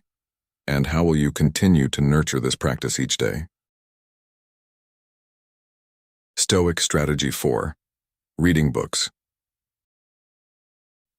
In our fast-paced digital world where brief tweets and instant messages often dominate our attention, the timeless wisdom of Marcus Aurelius reminds us to embrace deeper, more sustained forms of knowledge acquisition. He famously advised we waste no more time arguing what a good man should be. Be one. In this spirit, Strategy 4, focusing on the power of reading books, emerges as a crucial tool for personal and professional enhancement. Books are, undeniably, one of the most cost-effective resources available for enhancing one's value swiftly and significantly. Prioritizing daily reading is essential, not just for broadening your intellectual horizons, but also for utilizing your time productively, during periods that might otherwise be lost to the endless scroll of social media. By integrating at least 15 minutes of reading into your daily routine, you begin a journey of continuous learning and self-improvement. Treat this time as a delightful retreat from the day's pressures, allowing the pleasure of reading to lift your spirits and expand your mind. As you cultivate this habit, consider increasing your reading time gradually. Aim for 30 minutes to an hour each day. Within just a month, the compounding effect of this practice will be evident through a significant expansion in your knowledge base. This strategy does not merely add information, but transforms the way you engage with the world, making you more insightful, empathetic, and ultimately, more valued in your personal and professional relationships. Ernest Hemingway once said, "There is no friend as loyal as a book." In embracing this strategy, you forge a bond with knowledge that lasts a lifetime, constantly learning and adapting to the changing world with the unwavering guidance of great minds. Books offer a sanctuary where wisdom transcends time, allowing us to connect with thinkers both past and present and apply their insights to the modern challenges we face. Through reading, we do not just consume, we evolve, enhancing our capacity to contribute meaningfully to our communities and enriching the lives of those around us with newfound wisdom and a well-cultivated mind. Stoic Strategy 5. Give up at least one bad habit. Bad habits, the silent thieves of our potential, often go unnoticed, yet wield tremendous power over our lives. They sap our energy, blur our focus, and ultimately steer us away from the lives we aspire to lead. As Marcus Aurelius once advised, you have power over your mind, not outside events. Realize this, and you will find strength. Reflecting on this, if you truly desire to increase your self-worth and forge a path towards a more fulfilling existence, you must take the decisive step of abandoning at least one detrimental habit. Whether it's staying up late, neglecting your reading, leading a sedentary lifestyle, or living in disarray, these habits are not just actions but reflections of an unattended mind. Sarah, a young professional who found herself in a vicious cycle of staying up late binge-watching series, which left her exhausted and unproductive at work. Her performance began to suffer, and so did her professional relationships.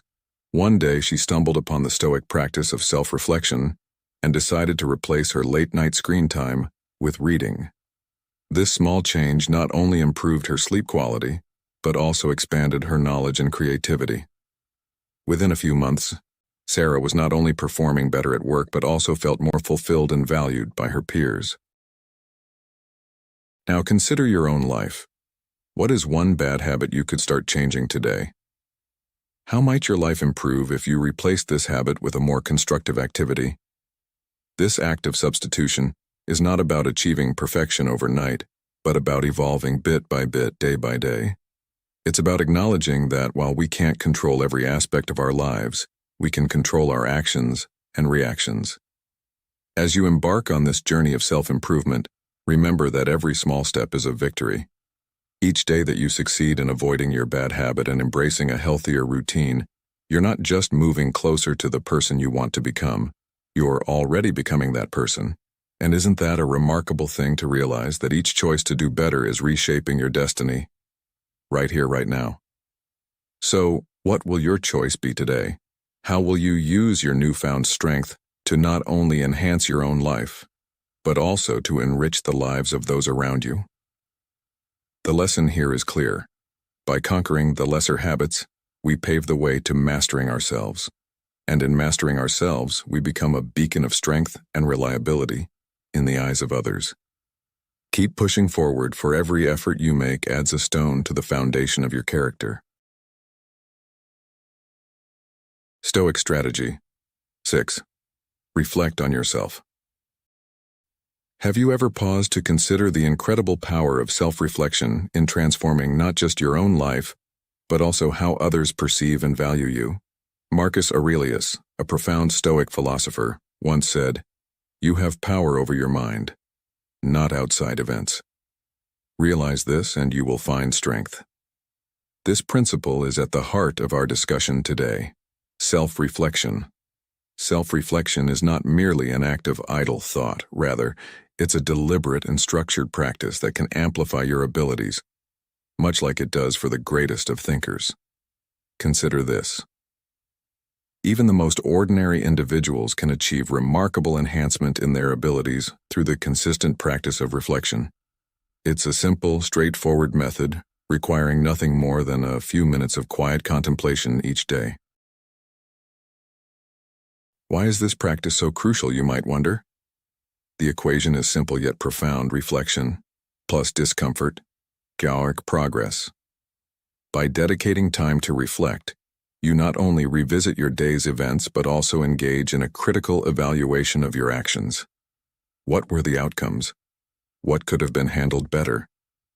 This process allows you to pinpoint the exact moments where you strayed from your ideal path, helping you to avoid such detours in the future and stay aligned with your principles. Moreover, reflecting on both your failures and successes helps you to build a repository of valuable experiences. This accumulated wisdom is what guides you in continuously refining your character and capabilities. Now let's think about how this applies to your life. Can you identify a recent situation where a moment of reflection might have changed the outcome? How might regular introspection enhance your interactions with others and increase the respect they have for you? Starting today, I encourage you to carve out a few minutes from your busy schedule to engage in this powerful exercise. Reflect on your day, scrutinize your interactions, and transform these reflections into actionable knowledge that fortifies your character and enhances your value to others. Remember, the journey of self-improvement is continuous and ever-evolving. Each step you take in reflection is a step towards becoming a more profound and respected individual in the eyes of those around you.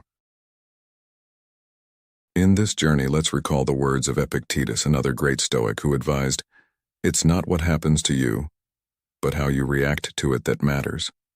Each session of reflection gives you a chance to react more wisely in the future, turning every challenge into a stepping stone towards personal excellence. How will you use this strategy to be more valued by others around you? As we proceed, remember that the path of Stoicism is not about achieving perfection overnight, but about progressive improvement and understanding. Your commitment to reflecting on your life not only enhances your own capabilities, but also deepens the connections you share with others, making you a pillar of strength and reliability in your community. Stoic strategy. 7. Enhance your thinking, don't follow the crowd. In today's fast-paced world, where trends rapidly shift and new opportunities arise daily, it's crucial not to be swept away by the tide of popular opinion. This brings to mind the wise words of Marcus Aurelius, a staunch advocate of Stoicism. You have power over your mind, not outside events. Realize this, and you will find strength. When you've seen viral videos capture the zeitgeist, so you hurriedly produce similar content. You've heard about the lucrative returns of the stock market, prompting you to dive into trading. You've watched many quit their conventional jobs to venture into online sales, and, feeling the rush, you've followed suit. However, these decisions, often made without deep thought or personal strategy, can lead to a chaotic and unfulfilling life. As Mark Twain astutely observed, whenever you find yourself on the side of the majority, it is time to pause and reflect. Indeed, those who mindlessly follow the crowd will find themselves perpetually tired and directionless, whereas those who cultivate their own thoughts and opinions wield true control over their lives. To cultivate a mind that thinks deeply and independently, consider these enriching practices. 1. Cultivate curiosity. Maintain a zest for learning. This encourages active engagement with the world around you, prompting you to explore the deeper reasons behind everyday occurrences and global events. This constant inquiry enriches your understanding and sharpens your critical thinking skills. 2. Embrace skepticism. Learn to question and doubt. In an era of information overload, it's crucial to critically assess the veracity of the information flooding your senses. By nurturing a skeptical mind, you protect yourself from misinformation and develop a more nuanced perspective on the world. 3. Engage in self-reflection. Regularly challenge your own beliefs and views by asking yourself probing questions from multiple angles. This practice not only fortifies your mental processes, but also leads to greater personal growth and self-awareness. The quality of your life is directly influenced by the quality of your thoughts. By freeing your mind from the shackles of conventional wisdom and embracing the habit of deep, independent thinking, you take a pivotal step towards a more deliberate and fulfilling life. This strategy not only aligns with the Stoic philosophy of inner control and resilience, but also equips you to navigate the complexities of modern existence with wisdom and grace. Through this exploration of Stoic strategies, remember the timeless words of Epictetus: "It's not what happens to you, but how you react to it that matters." This reminder serves as a beacon, guiding you to cultivate a life of thoughtful choices and profound internal satisfaction.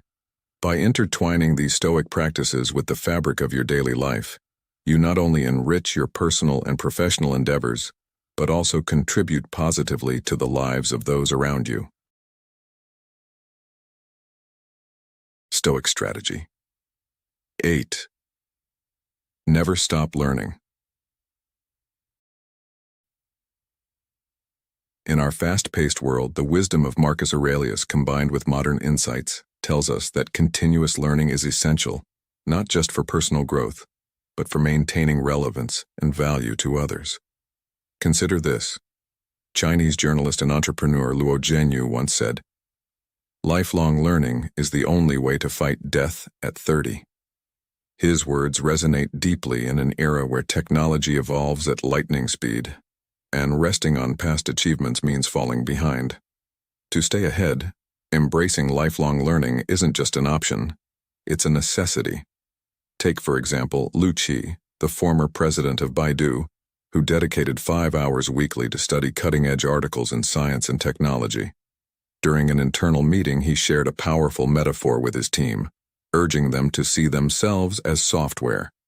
You must persist in learning every day and live a different life each day. Consider yourself like software or a code snippet. Today's version must be better than yesterday's, and tomorrow's will surely be better than today's." This mindset of continuous improvement helped him climb the ladder of success, highlighting the undeniable link between constant learning and professional advancement. So how can you incorporate this strategy into your life to become more valued by others? Start by keeping an open mind. Be ready to embrace new ideas and continuously absorb fresh knowledge so you don't miss out on emerging opportunities. Next, muster the courage to step out of your comfort zone. Explore new boundaries within your capabilities and delve into uncharted depths of your life. And finally, diversify your learning channels. Beyond traditional books, engage in online courses and utilize various media platforms to broaden your horizon. Imagine yourself this new year as an app in need of an update. Just as software needs upgrading to function optimally, so do your skills and knowledge to handle life's various crises and to progress further. Why not start today? Think about the areas in your life where you've been playing it safe, perhaps sticking to routines that no longer challenge you. What is one thing you can learn this week that will take you one step out of that comfort zone? Remember, the goal is not just to gather information, but to transform it into wisdom that makes you indispensable to those around you. By fostering a habit of lifelong learning, you become not only more adept at navigating life's challenges, but also more valuable to those around you. So as you reflect on this, ask yourself, what will my next update look like? How will I ensure that my software is not just bug-free but enhanced with new, valuable features? Your journey of continuous learning is not just about personal betterment but about crafting a life that others look to for inspiration, leadership, and value.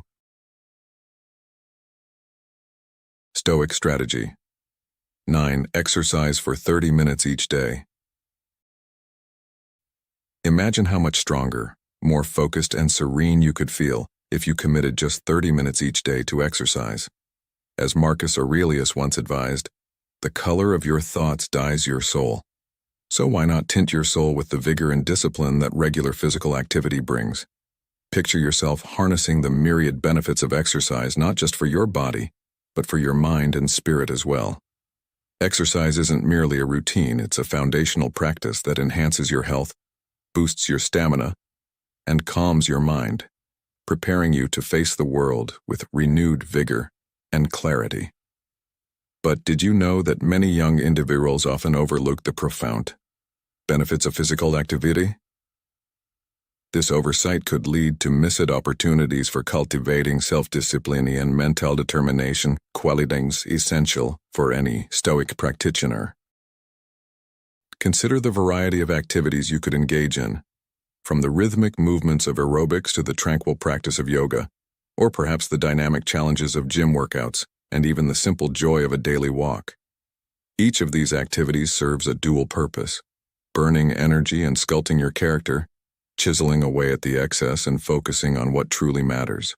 Reflect on this as you think about the urgency of incorporating this habit into your life, ideally before the age of 30. Why 30, you ask? Because as we age, our bodies face greater risks of joint and cardiovascular diseases. Starting an exercise regime early can set a foundation that helps avoid such ailments, or at the very least mitigate their impacts. How do you see exercise fitting into your daily life? Have you considered the long-term impacts not just on your physical health, but on your mental resilience and clarity? This is about more than just avoiding future health regrets. It's about crafting a life of discipline, health, and inner strength today. As you ponder these questions, remember the timeless truth that in our physical endeavors, as in life, we not only build our muscles but our character as well. Let this conversation be a stepping stone for you. Think about how you can integrate exercise into your routine. What steps will you take today to start a journey that not only enhances your health but also elevates your value to others and to yourself? Stoic Strategy 10. Learn from those who are better than you. In a world increasingly governed by the swift currents of information and interconnection, the ancient wisdom of Stoicism offers profound strategies for enhancing one's influence and value in both personal and professional spheres. This guidance is particularly crucial for men aged 30 to 65, who often find themselves at pivotal stages of their careers and personal lives, seeking ways to cultivate a more meaningful and impactful existence. One such strategy, drawn directly from the Stoic playbook, involves the deliberate choice to learn from those who are superior in skill, wisdom, or experience. Marcus Aurelius, a Stoic philosopher and Roman emperor, eloquently advised, "When you wake up in the morning, tell yourself, the people I deal with today will be meddling, ungrateful, arrogant, dishonest, jealous, and surly. They are like this because they can't tell good from evil. But I have seen the beauty of good and the ugliness of evil, and have recognized that the wrongdoer has a nature related to my own." This reflection is not just a call for patience and understanding, but also a reminder to discern and align oneself with those who embody virtues that can teach and uplift us.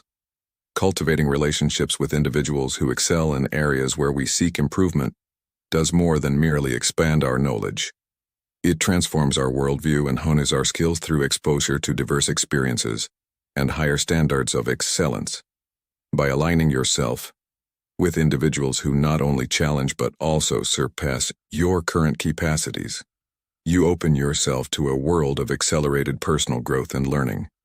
This is not merely about admiration from a distance, but active engagement, asking questions, observing their habits, and seeking advice to internalize their virtues and strengths. Moreover, the journey of self-improvement through Stoicism is inherently communal. As we connect with those who are better than ourselves, we not only enhance our own lives, but also contribute to the elevation of our communities. The ripple effects of this growth can be profound, influencing our families, workplaces, and societies in positive and lasting ways.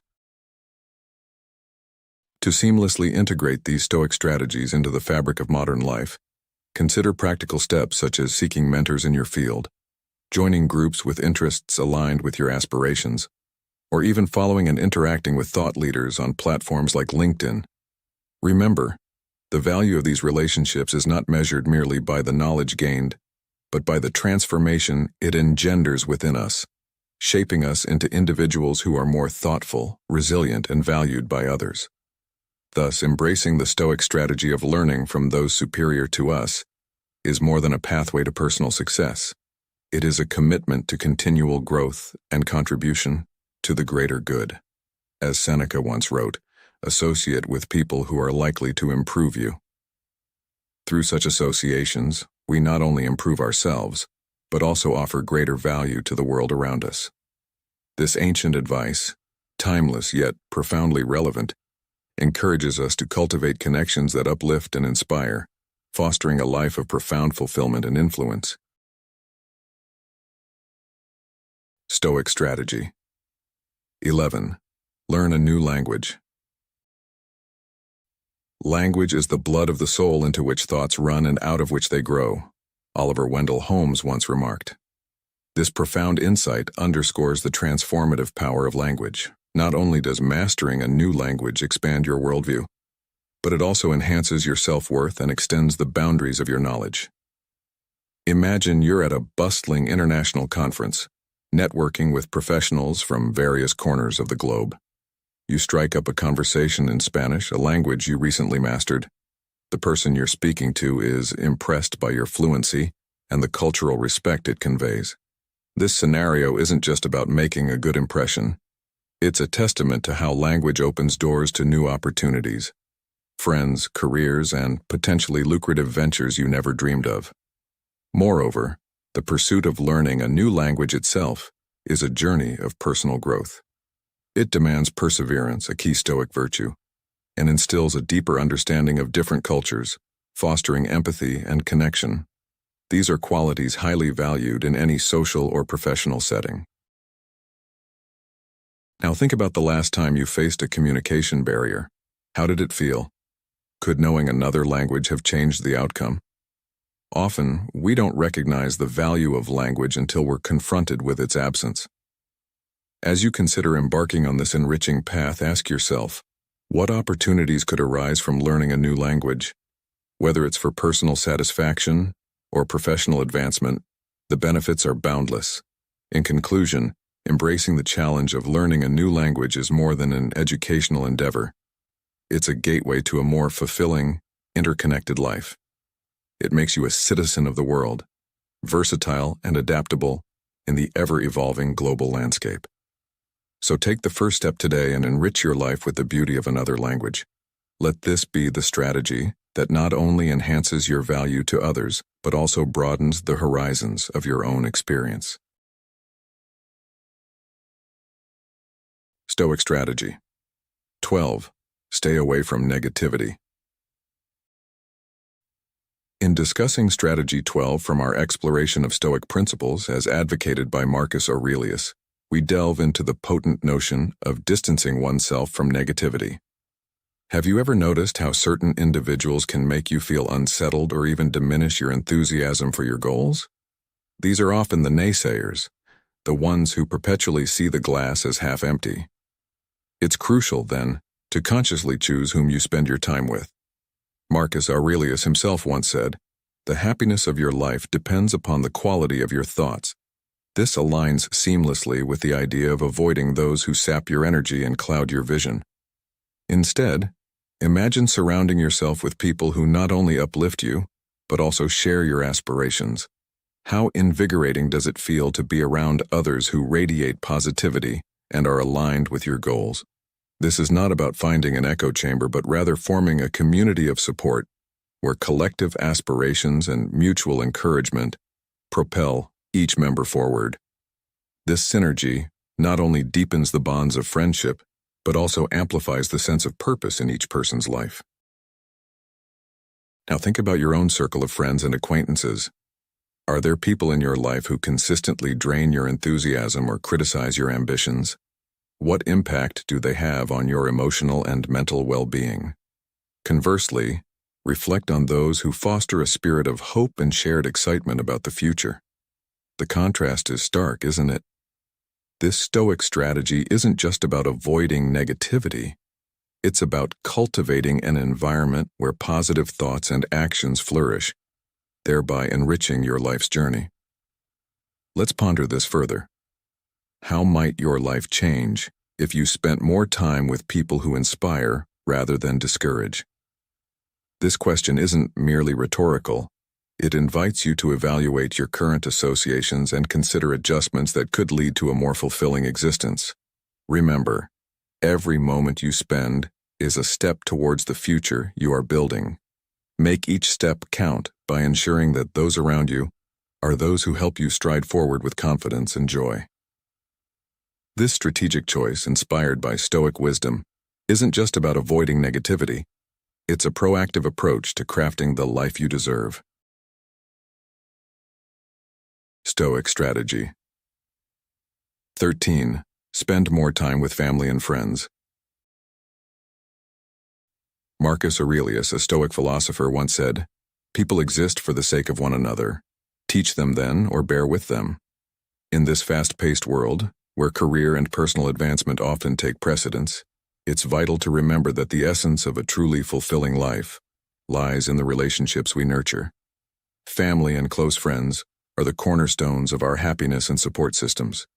They provide comfort during times of stress, joy in moments of celebration, and wisdom during periods of uncertainty.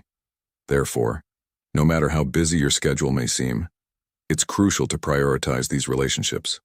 Simple, everyday actions can significantly enhance our connection with loved ones. Engaging in heartfelt conversations with your parents, committing to family meals at home, and seizing spontaneous opportunities like a morning coffee with friends to reminisce about old times and create new memories. All these acts contribute to strengthening bonds that enrich our lives. Moreover, it's important to recognize that while careers are important and jobs can be regained, once neglected, relationships are not easily repaired. The fabric of family and friendship is delicate and requires continuous attention and care. This is not just about finding time in your schedule, it's about making these moments count by being truly present. It's about expressing gratitude to those who stand by you and actively working to improve these relationships over time. In doing so, you will find that the richness of your life isn't measured by the wealth you accumulate or the professional accolades you receive, but by the quality of the connections you foster. The wisdom of Epictetus echoes this sentiment.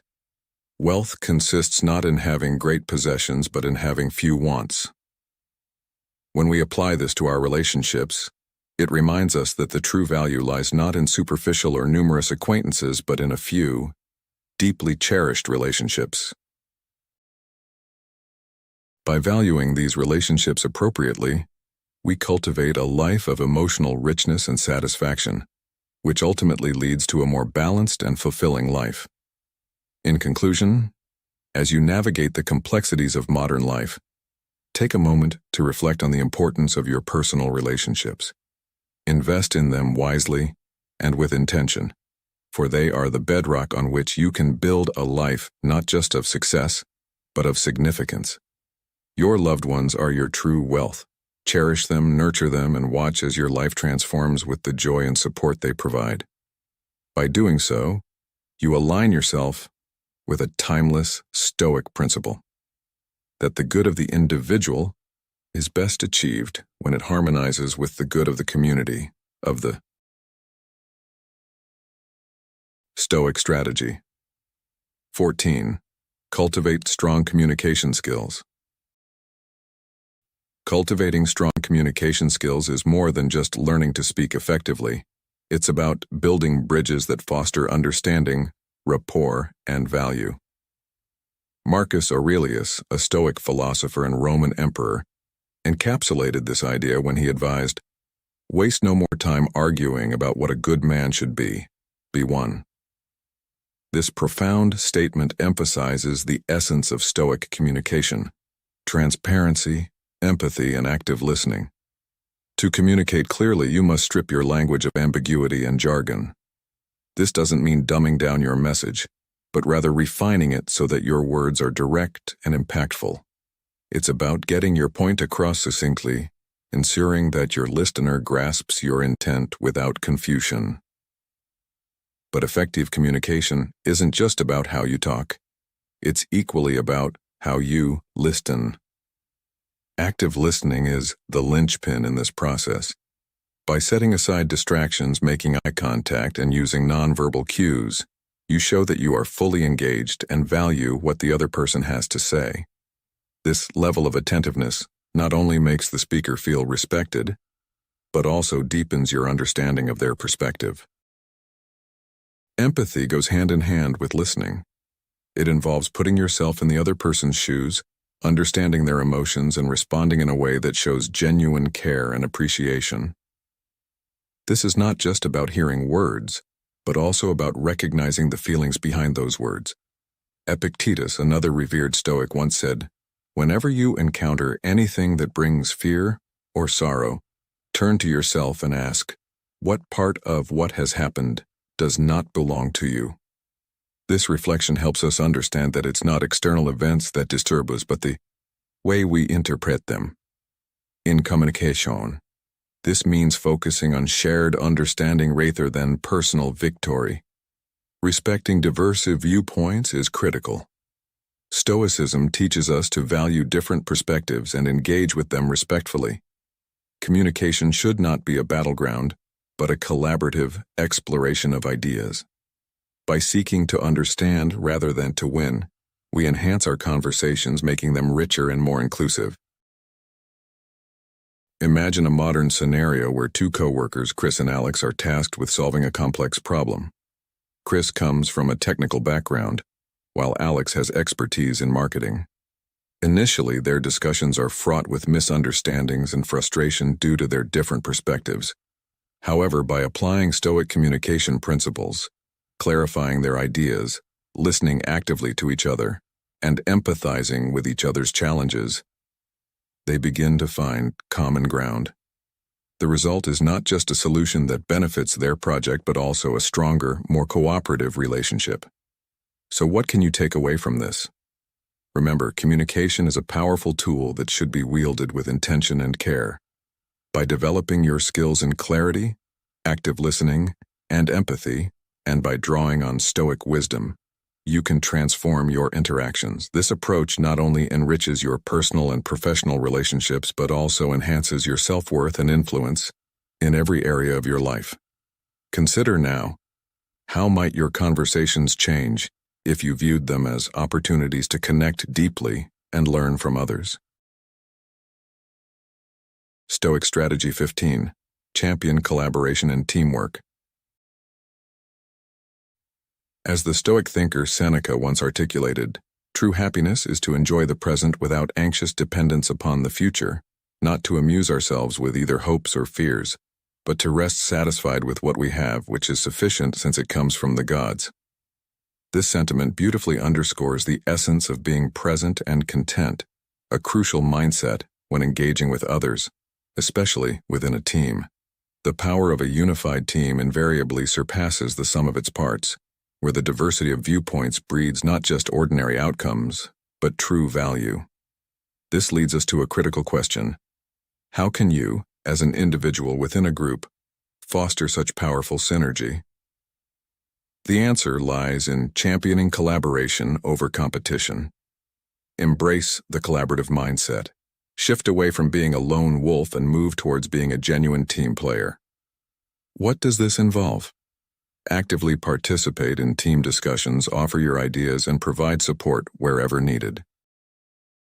Reciprocity and recognition also play pivotal roles. It's rare for people to achieve great things alone.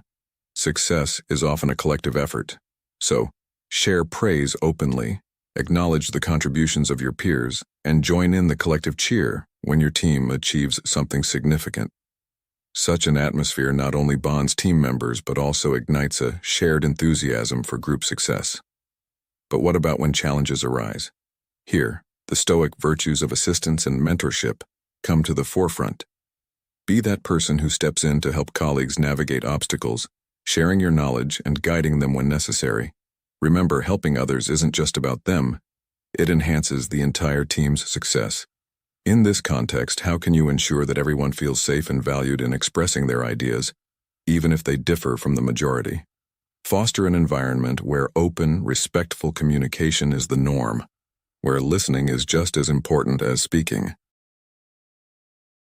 Ensuring alignment with common goals is also essential.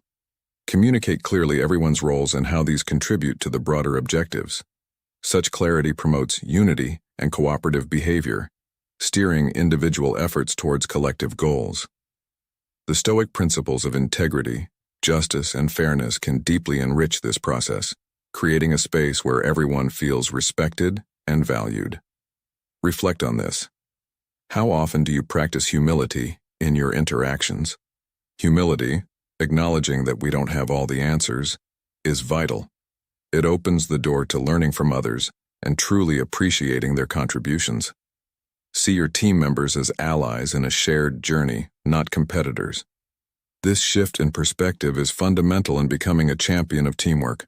Ultimately, the strength of a team lies not in the prowess of its individual members but in their ability to harmonize, understand, and aim for a shared vision. Your value within any team will soar when you master the art of weaving these threads of collaboration. As you reflect on these ideas, consider how you can integrate these Stoic strategies into your daily interactions. Are you ready to enhance your value by fostering a spirit of teamwork and collaboration? How much are you worth and who will determine that value? Have you ever wondered, where is your life positioned? Are you ready to display your life in an auction room? Or are you searching for a stage where you can grow? Fear not the disdain of others, only fear belittling yourself. Who says you are worthless? Unless you treat yourself like a stone placed in the mud, no one can decide what your life will become. The path you choose is the one you determine. Why is it that a boss facing continuous difficulties won't easily give up, but a worker might quit as soon as things get tough? Why can a married couple who constantly argue and clash still not easily divorce, yet a regular couple might part ways over a minor issue? Ultimately, the nature of a situation you're in and how much you've invested in a relationship will determine how much pressure you can withstand, how much success you can achieve, and how long you can endure. Your life is exactly how you feel inside. It is said, great people, by and large, are those who can endure greatly. Why is this? Ordinary people cannot bear grievances and need encouragement and comfort from others. Ordinary people want to vent all their anger when faced with injustice. They need a shoulder to lean on. You, however, should try to smile and let go of whatever happens. Moreover, be the shoulder for others to lean on. A disciple once asked an old monk, "Master, sometimes you hit or scold people, but other times you treat others with grace and manners. Why is this?" The master replied, "For those of noble spirit, straightforward and honest, one can be stern or scolding, treating them candidly. For those of average spirit, metaphors are needed, and one must speak precisely, as they cannot endure harsh criticism. For those of lesser spirit, one must smile and join hands in greeting, for they are weak, narrow-minded, and should be treated with conventional courtesy. What type of injustice you can tolerate determines what kind of person you become. A person who cannot swim won't solve their problem by changing pools. A person who can't work won't solve their capabilities by changing jobs. A person who doesn't understand love won't solve anything by changing boyfriends or girlfriends. A person who doesn't value family won't change by switching spouses. An ignorant boss will definitely not sustain success. We are the origin of everything. So if you want to change everything, start with changing yourself. Whether you love or hate, it is all about you. If you change, then everything will change. The world you create is entirely up to you. If you are the sun, then your world will be filled with warm sunshine. If you know love, your life will overflow with love and happiness. But if you spend every day complaining, resenting, scrutinizing, criticizing, then your life will be like living in hell. A single thought can take you to heaven or hell. Your life is exactly how you feel inside. The more your self-worth increases, the higher the quality of your life. 5 formulas to help you transform your life. Each of us is born with inherent value. However, over time, the comments, expectations, and attitudes of others can alter this natural worth. Personal value comprises the principles you consider vital to your existence, always striving toward them with a firm belief that they serve as a compass leading to a better life. Enhancing personal value helps young people live happier lives, providing clear direction to pursue passions and career paths. Therefore, invest seriously in building and enhancing your personal value. Only those who know how to elevate their personal value, continuously learn and grow throughout their lives can become truly invincible in the currents of the era. 1. Read books to increase personal value. In the journey of self-improvement, reading stands out as a powerful catalyst for personal growth and empowerment. The wisdom of the famous investor Charlie Munger encapsulates this truth beautifully. In my life, I have not known a wise person who did not read whenever possible. None. You would be surprised how much Buffett and I read. My children mock me. They think I am a walking book. Indeed, reading not only broadens our horizons, but also sharpens our minds, equipping us with the tools needed to navigate life's complexities with greater confidence and skill. Each book that we immerse ourselves in is more than just a collection of pages. It is a repository of energy that propels us forward, armoring us against the quicksand of haste when decisions loom large, and fortifying us against despair in times of challenge. As Marcus Aurelius, a Stoic philosopher, once remarked, "You have power over your mind, not outside events. Realize this and you will find strength." This philosophy underscores the transformative power of absorbing knowledge through reading. It reminds us that in the midst of turmoil, a well-chosen book can be a beacon of clarity and a bastion of resilience. Consider the act of reading as an investment in oneself, where each chapter read contributes incrementally to your self-worth and life's quality. This accumulation of knowledge not only prepares you to face the storms of life, but also enriches your interactions with others, leaving a profound impact on your personal and professional relationships. The more you know, the more you can share. The more you share, the stronger your connections become. This, in turn, enhances your quality of life, creating a virtuous cycle of continuous improvement and enjoyment. In today's fast-paced world, where the only constant is change, the wisdom gleaned from books is a reliable compass. By committing to a habit of regular reading, you equip yourself with the intellectual tools necessary to adapt and thrive. Each page turned is a step towards a more fulfilled and capable version of yourself, fostering a life that is not only well-lived but also well-loved. Let each book guide you, challenge you, and inspire you as you navigate the evolving landscapes of modern life. 2. Exercise for health. Value Addition. A lifetime is likened to a soccer game. The first half involves education, power, wealth, and fame. The second half deals with blood pressure, cholesterol, cancer, loneliness, and melancholy. The first half is about striving with all your might. The second half is about acceptance and letting go. A lifetime spent fighting for personal gain, striving for the future to hold your head high among peers and family. Yet all that time spent burning energy on work and whirling in wealth also equates to health deterioration, drained dry like a worn-out rag.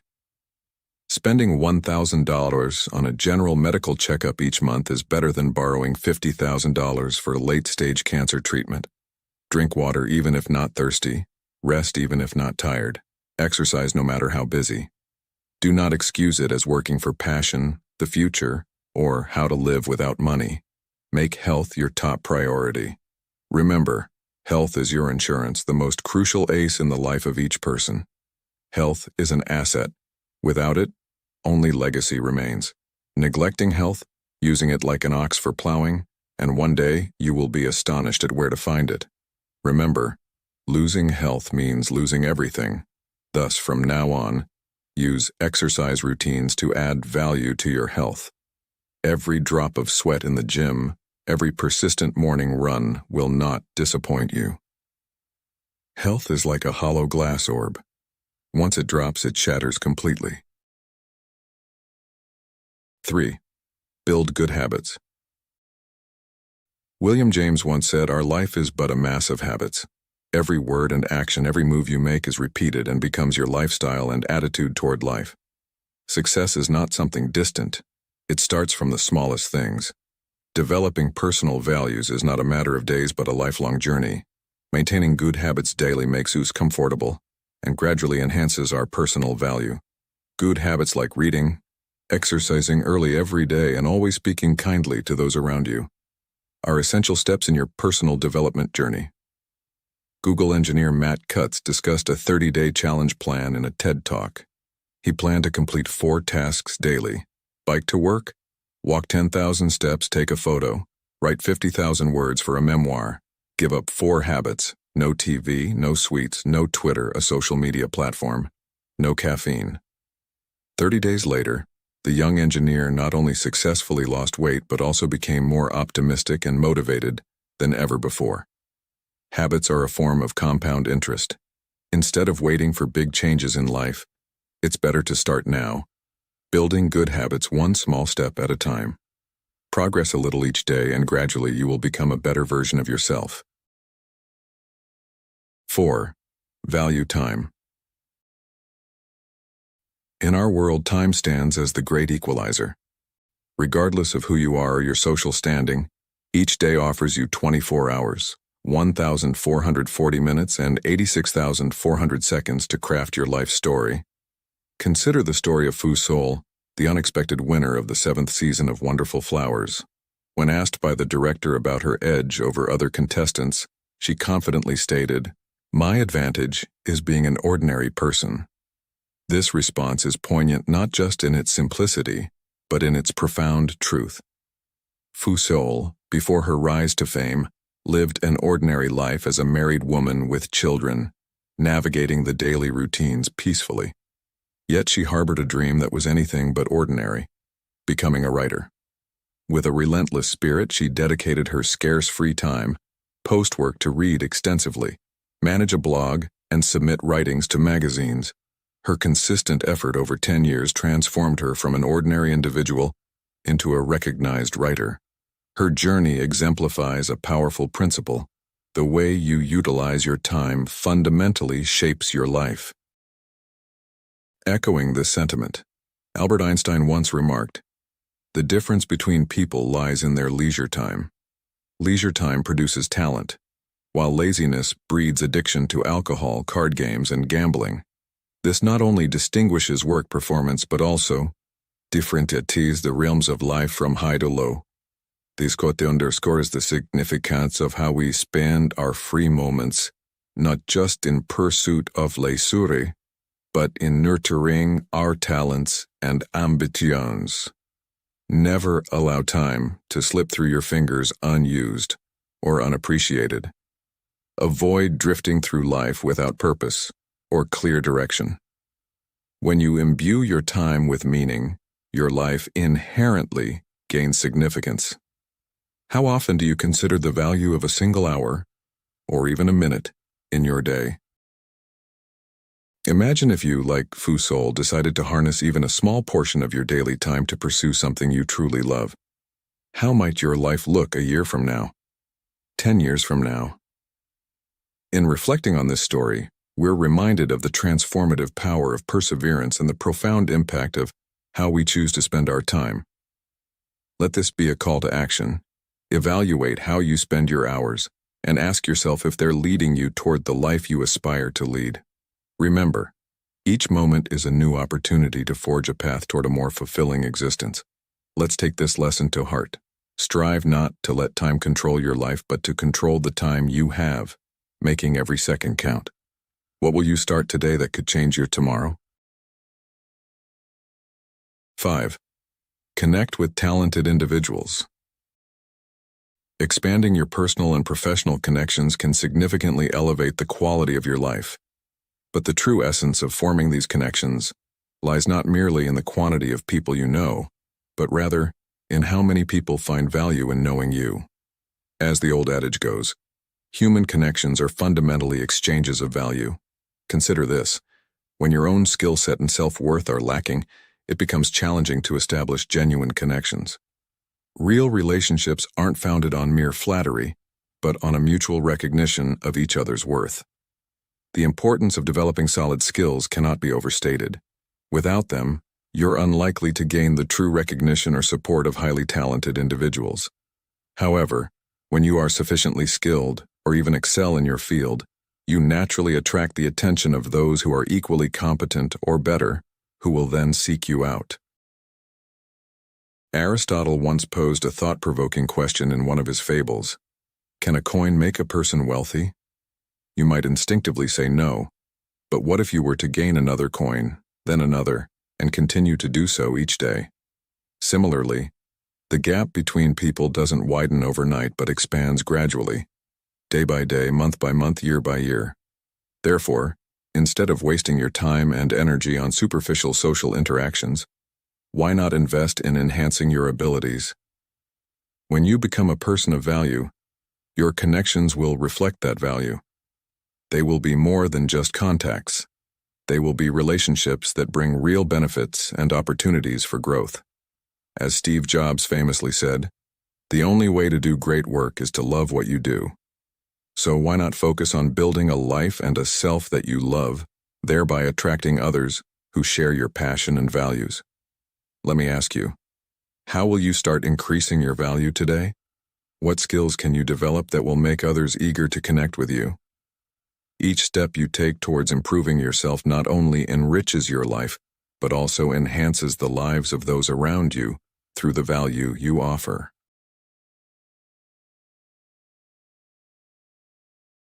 As we conclude today's exploration of the 15 Stoic strategies to become more valued by others, remember that these principles are not merely philosophical musings, but practical tools for personal growth and empowerment.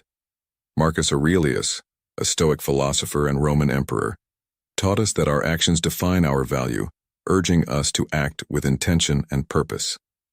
Today, I've shared strategies that range from cultivating intense focus and resilience to learning continuously and valuing health. Each strategy is a step towards not only enhancing your personal value, but also enriching the lives of those around you. Now, I challenge you to implement at least one of these strategies in your daily life. Start small, perhaps by setting a daily reading goal or dedicating time to self-reflection. As you integrate these habits, observe the changes not only in how you feel about yourself, but how others perceive and value you. I invite you to share in the comments which strategy you're planning to adopt or if there's one you've already been practicing. What changes have you noticed? Let's continue to grow together, supporting one another in our journey to live a more Stoic, valuable life. Don't forget to like, share, and subscribe to Stoic in Your Life for more insights into how Stoicism can enhance your everyday life. Remember, your journey to increased self-worth and personal growth is just beginning, and every step you take is a step towards a more fulfilling life. Let's make it count.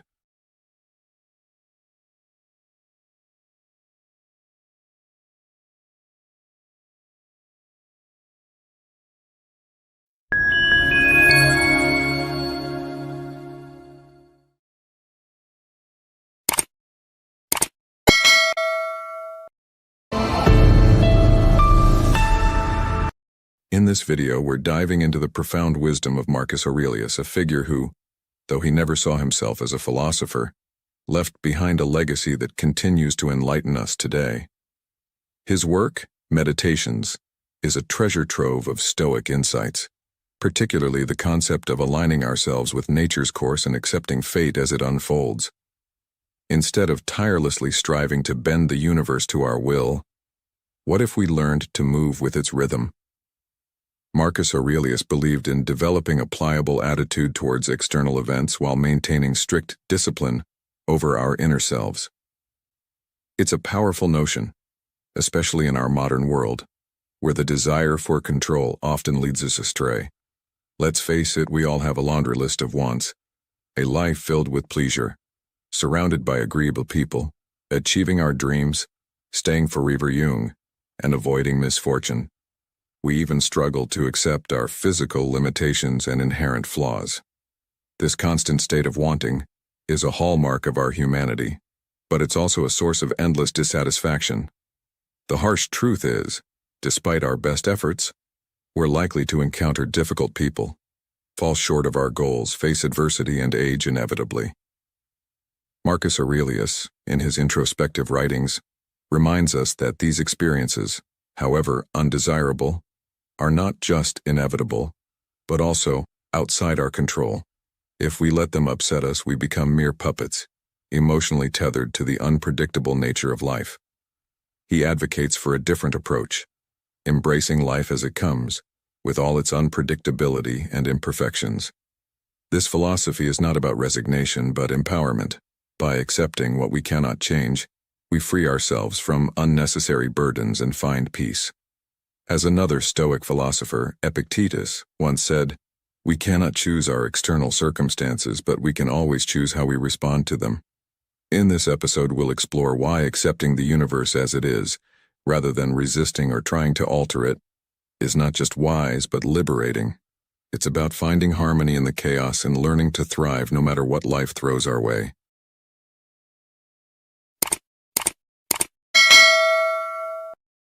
1. Accepting other people. In the realm of Stoic philosophy, as Marcus Aurelius so eloquently taught, the art of acceptance, particularly regarding others, is a cornerstone of a tranquil life.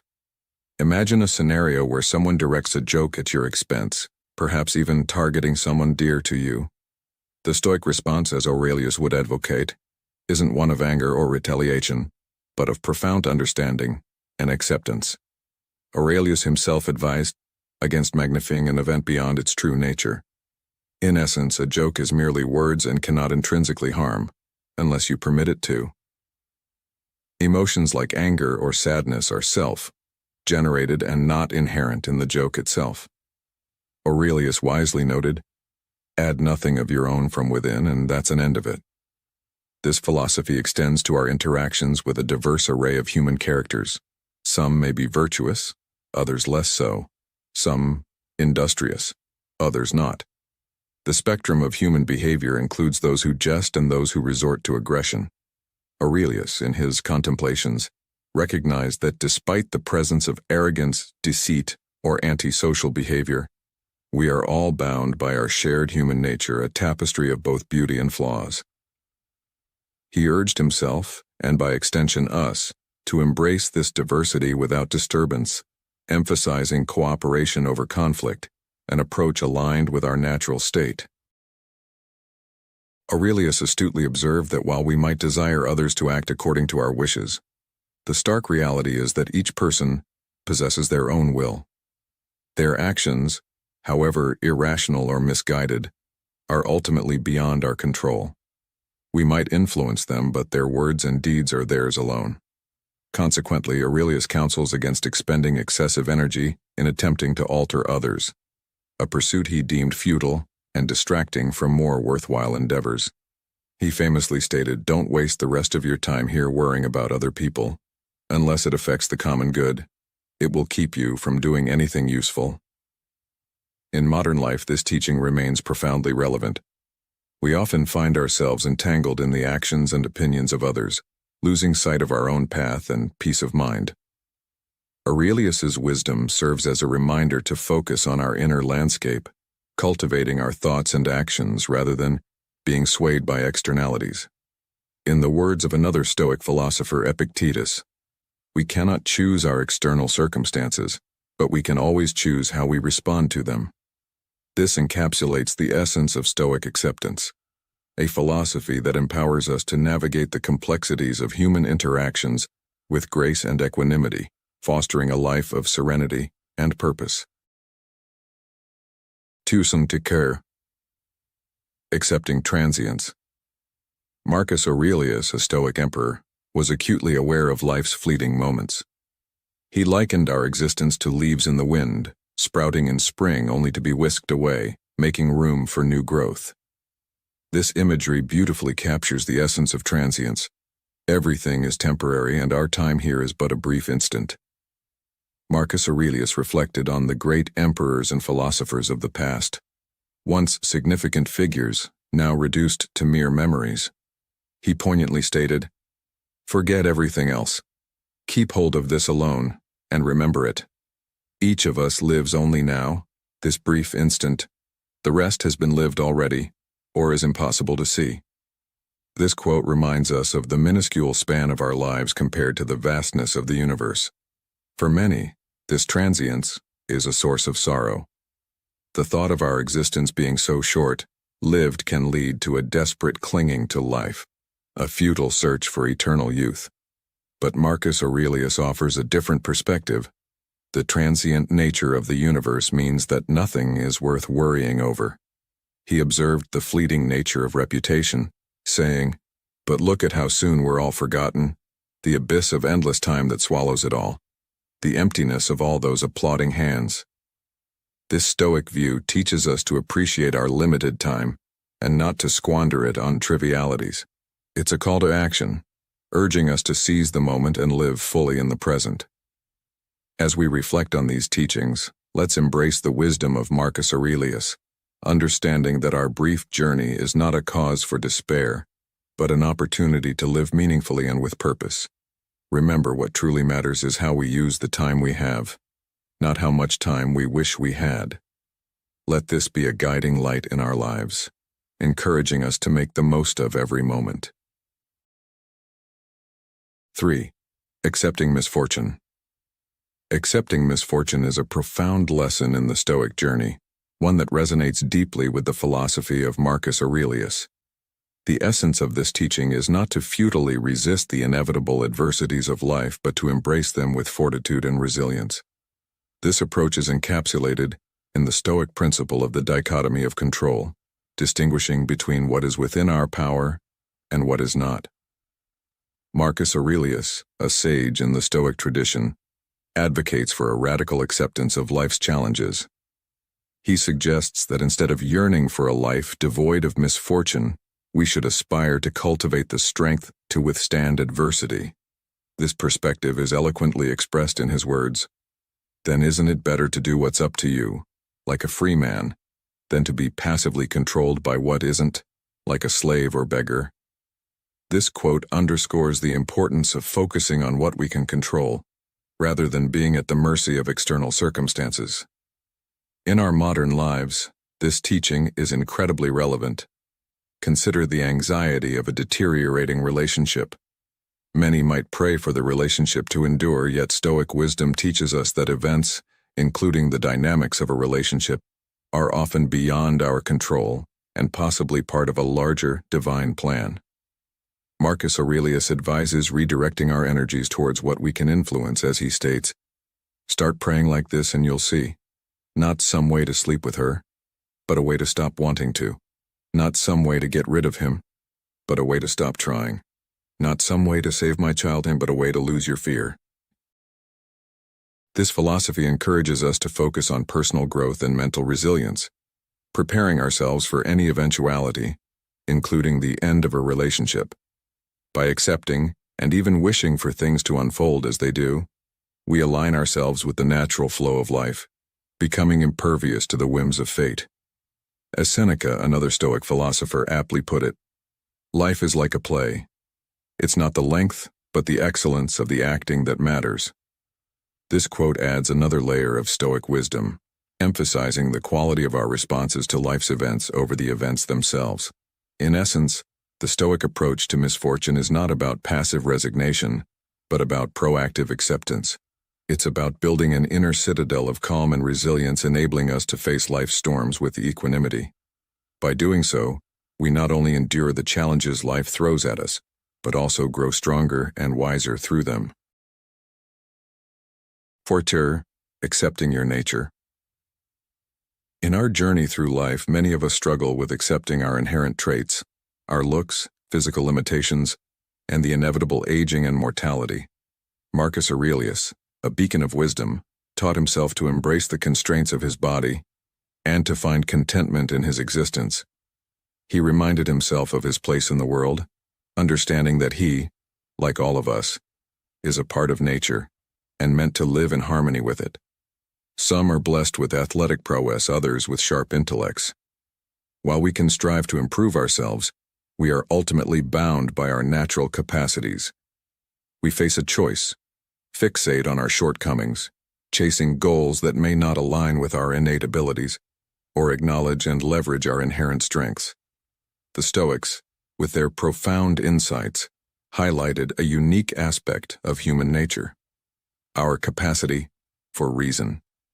This sets us apart from all other creatures on earth. Our ability to think logically allows us to rise above our basic, instinctual urges. We are not mere puppets to our passions. We possess the strength to govern them through reason. Marcus Aurelius exemplified this through his approach to life. He once said, "People find pleasure in different ways. I find it in keeping my mind clear, in not turning away from people or the things that happen to them, in accepting and welcoming everything I see, in treating each thing as it deserves." This perspective showcases the power of reason over our primal nature. Our human faculty of reason empowers us to choose a path of wisdom, rather than being blindly led by our desires. We can recognize these impulses and understand how they may lead to suffering. We learn that resisting what fate brings only breeds unhappiness. Thus, with our grasp of the world's workings, we come to realize that accepting things beyond our control, no matter how challenging, is a rational and wise choice. This acceptance doesn't signify defeat. Rather, it's a testament to our strength and understanding. It's a lesson in finding peace, not in the absence of struggle but amidst it. So, let us embrace this wisdom, using our reason to navigate life's complexities and find serenity in acceptance. 5. Accepting change. Nature, as we know, is in a constant state of flux. Everything around us, including ourselves, is perpetually changing. Our cells renew themselves throughout our lives, a testament to the ever-evolving nature of existence. Marcus Aurelius, a sage of Stoicism, saw change as a natural and beneficial force. He likened it to our bodies, which continuously replace old cells with new ones. While this may seem a loss for the individual cells, it's a boon for the body as a whole. Similarly, our environment is in a state of ongoing self-renewal, always seeking optimal conditions. This, according to Aurelius, contributes to the good health of the world and the well-being and prosperity of Zeus himself. Change is not merely the temporary nature of things but the process of becoming different. There's no fixed state in the universe. Everything is in a constant state of transformation. Even seemingly unchanging objects like a serene landscape or a rock in the surf are undergoing change, albeit less visibly than more dynamic objects. Consider the mayfly, living only for a day, or the glass sponge, existing for over 10,000 years. Even planets enduring for billions of years are not eternal. Change is the force that both creates and eventually destroys. Without it, life as we know it would not be possible. Marcus Aurelius poignantly stated, "The world is nothing but change." Yet paradoxically, we humans born from change often fear it. We cling to situations, objects, people, and ideas, wishing they would remain static. But the very change we fear is constantly underway, and its visible effects are only a matter of time. Life is like a river of change. When the sun shines, a storm may be brewing. When it's summer, autumn is just around the corner. Trying to maintain the status quo is as futile as trying to hold water in your hands.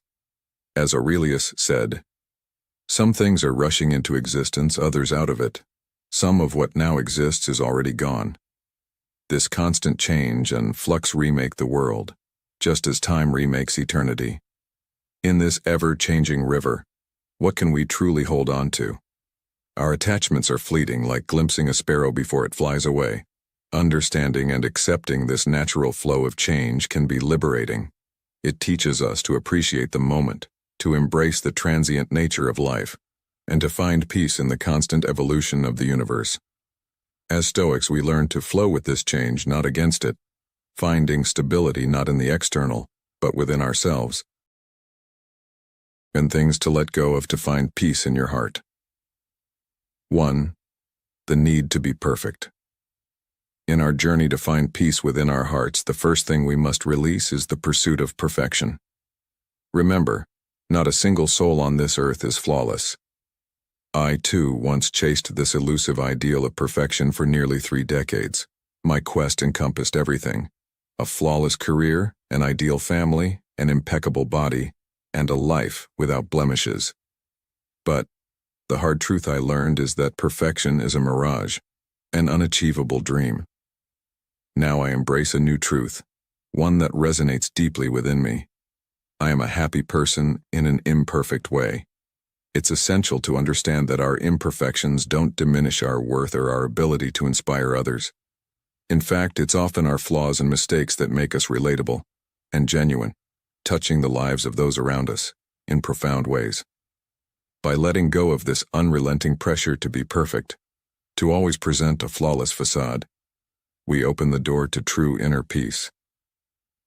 In the words of the Stoic philosopher Seneca, true happiness is to enjoy the present, without anxious dependence upon the future.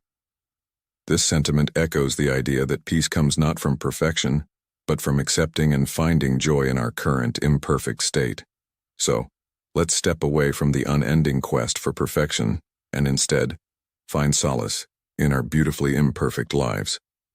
This shift in perspective is not just liberating, it's a vital step towards a tranquil heart and a fulfilled life. 2. The need to please and make everyone like you, my dear listener, are undoubtedly a person of great value and potential. Yet it's crucial to understand that not everyone will appreciate you. They might not resonate with your style, your manner of speaking, your energy, or even your personality. This is a natural part of life. I once devoted immense energy to winning everyone's approval, striving to be seen as perfect in the eyes of others. This relentless pursuit, however, only served to rob me of my inner peace. It was a profound realization for me when I accepted that no matter how kind, attractive, or exceptional you are, not everyone will like you. And that's perfectly okay. Instead of exhausting yourself in the quest for universal approval, focus on what truly enriches your life. Engage in activities that bring you joy, fulfillment, and a sense of peace. When you do this, you'll find that peace naturally emanates from within you. There was once a musician who played his music in the town square every day. He noticed that some people would stop and enjoy his music, while others would walk past without a glance. Initially, he tried changing his music style to please everyone, but soon realized it was impossible. When he finally decided to play the music that he loved, not only did he feel more fulfilled, but he also attracted an audience that truly appreciated his art. This story mirrors our own lives. When we stop trying to please everyone and start living authentically, we attract the right kind of people into our lives, those who appreciate us for who we truly are. Let go of the need to be liked by everyone. Embrace your uniqueness and do what makes you happy. This is the path to finding true peace in your heart. Remember, your worth is not determined by others' approval. Your peace and happiness are far more important. 3. Letting go of the need to be right for men aged 30 to 65. The pursuit of being acknowledged as right often becomes a silent battle. It's a struggle that echoes the words of the Stoic philosopher Epictetus, who wisely said, "We have 2 ears and 1 mouth so that we can listen twice as much as we speak." This quote resonates deeply with our topic, the need to be right. Think about it. How often do we find ourselves in heated debates, trying to impose our views on others? It's a common scenario, where the urge to be the final voice in a conversation overshadows the essence of the discussion itself. This relentless effort, though seemingly important at the moment, is actually a draining endeavor. Consider the countless hours, days, or even years spent in the pursuit of proving oneself right. These are moments that could have been spent in more fulfilling ways, creating memories, learning new things, or simply enjoying the peace of mind. The irony is that in the grand scheme of things, these arguments hold little significance. They neither contribute to our inner peace nor to our growth. In the modern world, where opinions are as diverse as the people who hold them, understanding that everyone has their own perspective is crucial. Each person's viewpoint is shaped by their experiences, beliefs, and knowledge, making it inherently right in their eyes. So, what's the point in trying to overturn what is a fundamental truth to someone else? Choose peace over being right. This doesn't mean you should never stand up for your beliefs, but rather, understand when to let go. It's about picking your battles wisely and recognizing that sometimes the cost of being right is too high, compared to the tranquility of letting go. Embrace the diversity of thoughts, and find solace in the fact that there's more to life than winning an argument. In doing so, you'll find a deeper sense of peace and contentment in your heart, something that no victory in debate can ever offer. 4. The twin burdens of anger and resentment. These emotions are like thieves in the night, stealthily robbing us of our inner peace, vitality, and rational thinking. They are powerful forces that can cloud our judgment and lead us down a path of negativity and distress. However, it's crucial to realize that releasing anger is not an act of submission or agreement with the wrongs done to us. Instead, it's a courageous step towards healing and empowerment. By letting go of anger, we're not saying that what happened was acceptable, but rather, we're choosing to not let these negative emotions anchor us to the past. It's about finding a way to reconcile with our experiences, not to dwell on them, but to learn and grow from them. Remember, holding on to anger gives power to those who have wronged us. They continue to exert control over our emotions and thoughts, long after the event has passed. As the Stoic philosopher Seneca once said, anger, if not restrained, is frequently more hurtful to us than the injury that provokes it. This profound statement reminds us that our reaction to adversity can often have a greater impact on our well-being than the adversity itself. So, in our quest for inner peace, let us strive to release the grip of anger and resentment. By doing so, we free ourselves from the chains of the past and open our hearts to the possibilities of a peaceful and fulfilling future. This act of letting go is not just about forgetting. It's about moving forward with wisdom and grace, embracing a life where tranquility and understanding reign supreme. 5. Toxic relationships. Relationships, whether they are with family, friends, colleagues, or even with ourselves, play a crucial role in our lives. However, not all relationships contribute positively to our well-being. When a relationship leaves you feeling drained, stressed, or undervalued, despite your efforts to communicate and improve the situation, it might be a sign that it's time to let go. Remember, as someone wisely said, you totally deserve relationships that help you nurture yourself to become a better version. This is a truth you should hold close to your heart. Letting go of a relationship, especially one that is toxic, is not about discarding the memories or the lessons learned. It's about acknowledging what the relationship has taught you, appreciating the role it played in your life, and understanding that it no longer serves your growth. This realization is crucial for your personal development and well-being. In the words of the Stoic philosopher Seneca, as is a tale, so is life. Not how long it is, but how good it is what matters. This philosophy applies to our relationships as well. It's not about the duration of the relationship, but the quality and the value it adds to your life. So if you find yourself in a relationship that is more draining than nurturing, learn to let it go.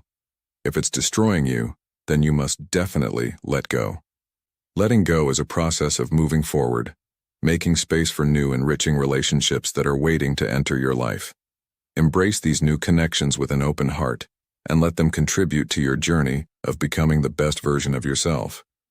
Remember, every relationship teaches us something, and letting go is often the first step towards embracing a brighter, more peaceful future. 6. Letting go of the need to control everything. It's a common desire, isn't it? We all strive to be the master of our own lives, to steer our ship in the direction we choose. However, life is inherently full of surprises and uncertainties. This constant striving for control, for certainty in every aspect of our lives, our paths, our relationships, our futures, can leave us feeling exhausted and anxious. Imagine life as a river. We often try to direct its course, but the beauty and essence of a river lie in its natural flow. When we attempt to control every twist and turn, we lose the opportunity to experience the unexpected joys and lessons it brings. By doing our part diligently and allowing the universe to handle the outcome as we open ourselves to a more harmonious way of living. There's a profound truth in the saying, happiness is peace in the soul. Trust that life will unfold in the most fitting and beautiful way. It's in this trust, this release of control, that life's true gifts and surprises find their way to us. So, my advice to you, dear listeners, is to embrace the flow of life. Let go of the reins a little. You might just find that, in doing so, peace and happiness will come flowing into your heart, filling it with the tranquility you seek. 7. Embracing the present, letting go of the past. In the journey of life, especially for men aged between 30 and 65, understanding that you can't change the past is a pivotal realization. It's crucial to acknowledge that every past event, whether filled with joy or sorrow, plays a significant role in shaping who you are. These experiences are not just mere memories, they are the building blocks of your character and wisdom. However, dwelling on what has already transpired can become a barrier to personal growth and peace. As the Stoic philosopher Seneca once said, "True happiness is to enjoy the present without anxious dependence upon the future." This quote resonates deeply with the concept of letting go of the past. It's about embracing the present moment, which is the only time where life truly happens. The past, with its glories and regrets, is a closed chapter. The future, with its uncertainties and promises, is yet to be written. But the present is where you have the power to shape your life.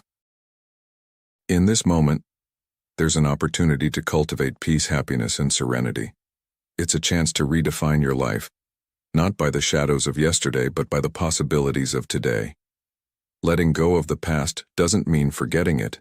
It means learning from it and using those lessons to enhance your current life. It's about understanding that the past has served its purpose, and now it's time to focus on the present.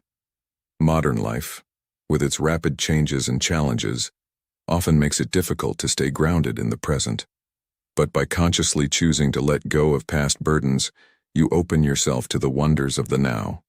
This choice is a powerful one, and it lies in your hands. When you release the grip of the past, the gifts of the present become clear, and that is where true peace in the soul is found. This peace is not just a fleeting emotion. It's a state of being that transforms your outlook on life and your interactions with the world around you. It's a peace that comes from within, radiating outward, influencing every aspect of your life in a positive way.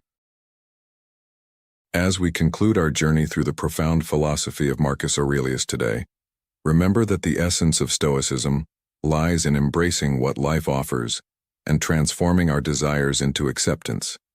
It's not just about understanding these principles, it's about living them. Every day presents a new opportunity to apply these teachings, to stop wanting what we don't have and start appreciating what we do.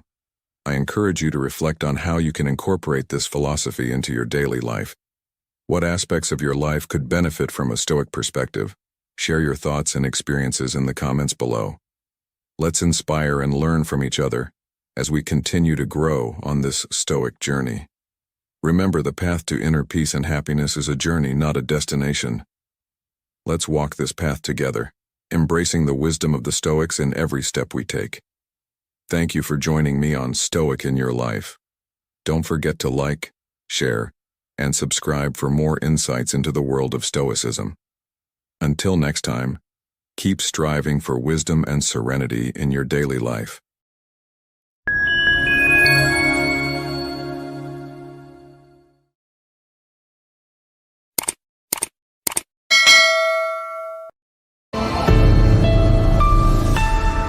In the words of Marcus Aurelius, the best revenge is to be unlike him who performed the injury. Welcome to Stoic in Your Life, where today we're flipping the script on conventional wisdom. It's a curious truth that those who dare to break the rules often find themselves at the forefront of attraction, commanding attention with an effortless allure. While the nice guys labor in the pursuit of affection, meticulously adhering to every rule in the book only to find themselves sidelined, ignored, or relegated to the dreaded friend zone, it's the bad boys, with their rule-breaking charisma, who seem to captivate with ease. But what if I told you that this isn't about becoming someone you're not, but rather embracing a more audacious version of yourself? It's a stark realization that sometimes, to be truly magnetic, one must venture beyond the bounds of conventional nicety. This isn't about insincerity or weakness. It's about strength, confidence, and the courage to stand out from the crowd. Today, we're diving deep into the playbook of the so-called bad boys to uncover the 9 rules they break that you should consider breaking too. This isn't just about getting noticed, it's about rewriting the narrative of attraction on your own terms. Join us as we explore these 9 transformative rules that promise to elevate your allure from unnoticed to unforgettable. Let's begin.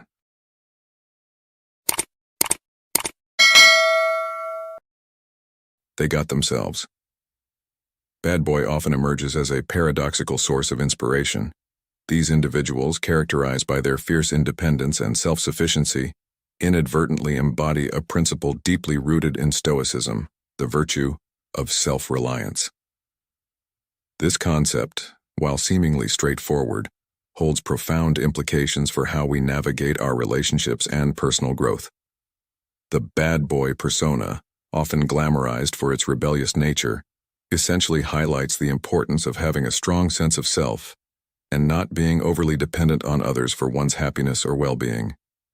This notion resonates with the Stoic belief that our inner peace and contentment should not be contingent upon external circumstances or the actions of others. Consider the dynamic often observed in relationships where one partner assumes a caretaker role, constantly nudging or even coercing the other into adopting certain behaviors or habits. This dynamic, though well-intentioned, can sometimes hinder personal autonomy and growth. The bad boy narrative challenges this pattern by emphasizing the value of self-sufficiency. These individuals navigate life on their own terms, addressing their needs and challenges without expecting rescue or intervention from others. This attitude, far from being a display of arrogance or indifference, is a testament to their resilience and capacity to self-govern. Drawing from the Stoic philosophy, we find parallels in the teachings of Marcus Aurelius, who famously stated, "The happiness of your life depends upon the quality of your thoughts." This echoes the bad boy's implicit creed of self-reliance, underscoring the idea that true contentment and strength are cultivated from within. It's a call to introspection and self-care, reminding us that while support from others is valuable, our ultimate well-being lies in our own hands. Now let's consider the allegory of the oak tree. An oak tree grows strong and sturdy not by being shielded from the elements, but by withstanding the storms and stresses of its environment. This natural resilience allows it to thrive independently, much like the bad boy who navigates life's challenges without relying on others to pave his way. This story serves as a metaphor for our own growth, encouraging us to embrace our struggles as opportunities to develop our fortitude and self-sufficiency. In conclusion, the lesson here is not to idolize the bad boy for his defiance or nonconformity, but to recognize the value of the underlying principle he represents: the importance of self-reliance and personal responsibility. As we journey through life, let us strive to cultivate our inner strength and autonomy, remembering that our capacity to face challenges independently not only enhances our personal growth, but also enriches our relationships with others. By embracing this Stoic virtue, we empower ourselves to lead lives of purpose, resilience, and tranquility, ultimately contributing to a more fulfilling and harmonious existence. Passion. In the realm of the so-called bad boys, there lies an undeniable allure that stems not just from their rebellious demeanor, but from the fervent passion that fuels their every action. This passion, a blazing fire within, is not merely for show. It's the core of their being, driving them to live life on their own terms, to break the mold, and to challenge the status quo. It's this very essence that makes their stories not just interesting, but captivating, drawing others towards them, not just for the aura of danger they might exude, but for the raw, unfiltered zeal for life they embody. Consider, for instance, the way a bad boy approaches his interests and pursuits. There's a lesson to be learned here for men aged 30 to 65. a demographic often caught in the crossfire between societal expectations and personal desires. The lesson is simple yet profound: to approach life and its myriad challenges with unbridled passion. This doesn't mean recklessness or disregard for consequences, but rather a wholehearted commitment to what sets your soul on fire, be it in your professional endeavors, personal projects, or relationships. The Stoic philosophers, with their profound understanding of human nature and the workings of the universe, emphasized living in accordance with one's nature and pursuing one's true passions with diligence and integrity. Marcus Aurelius, a Stoic philosopher and Roman emperor, once said, "Waste no more time arguing about what a good man should be. Be one."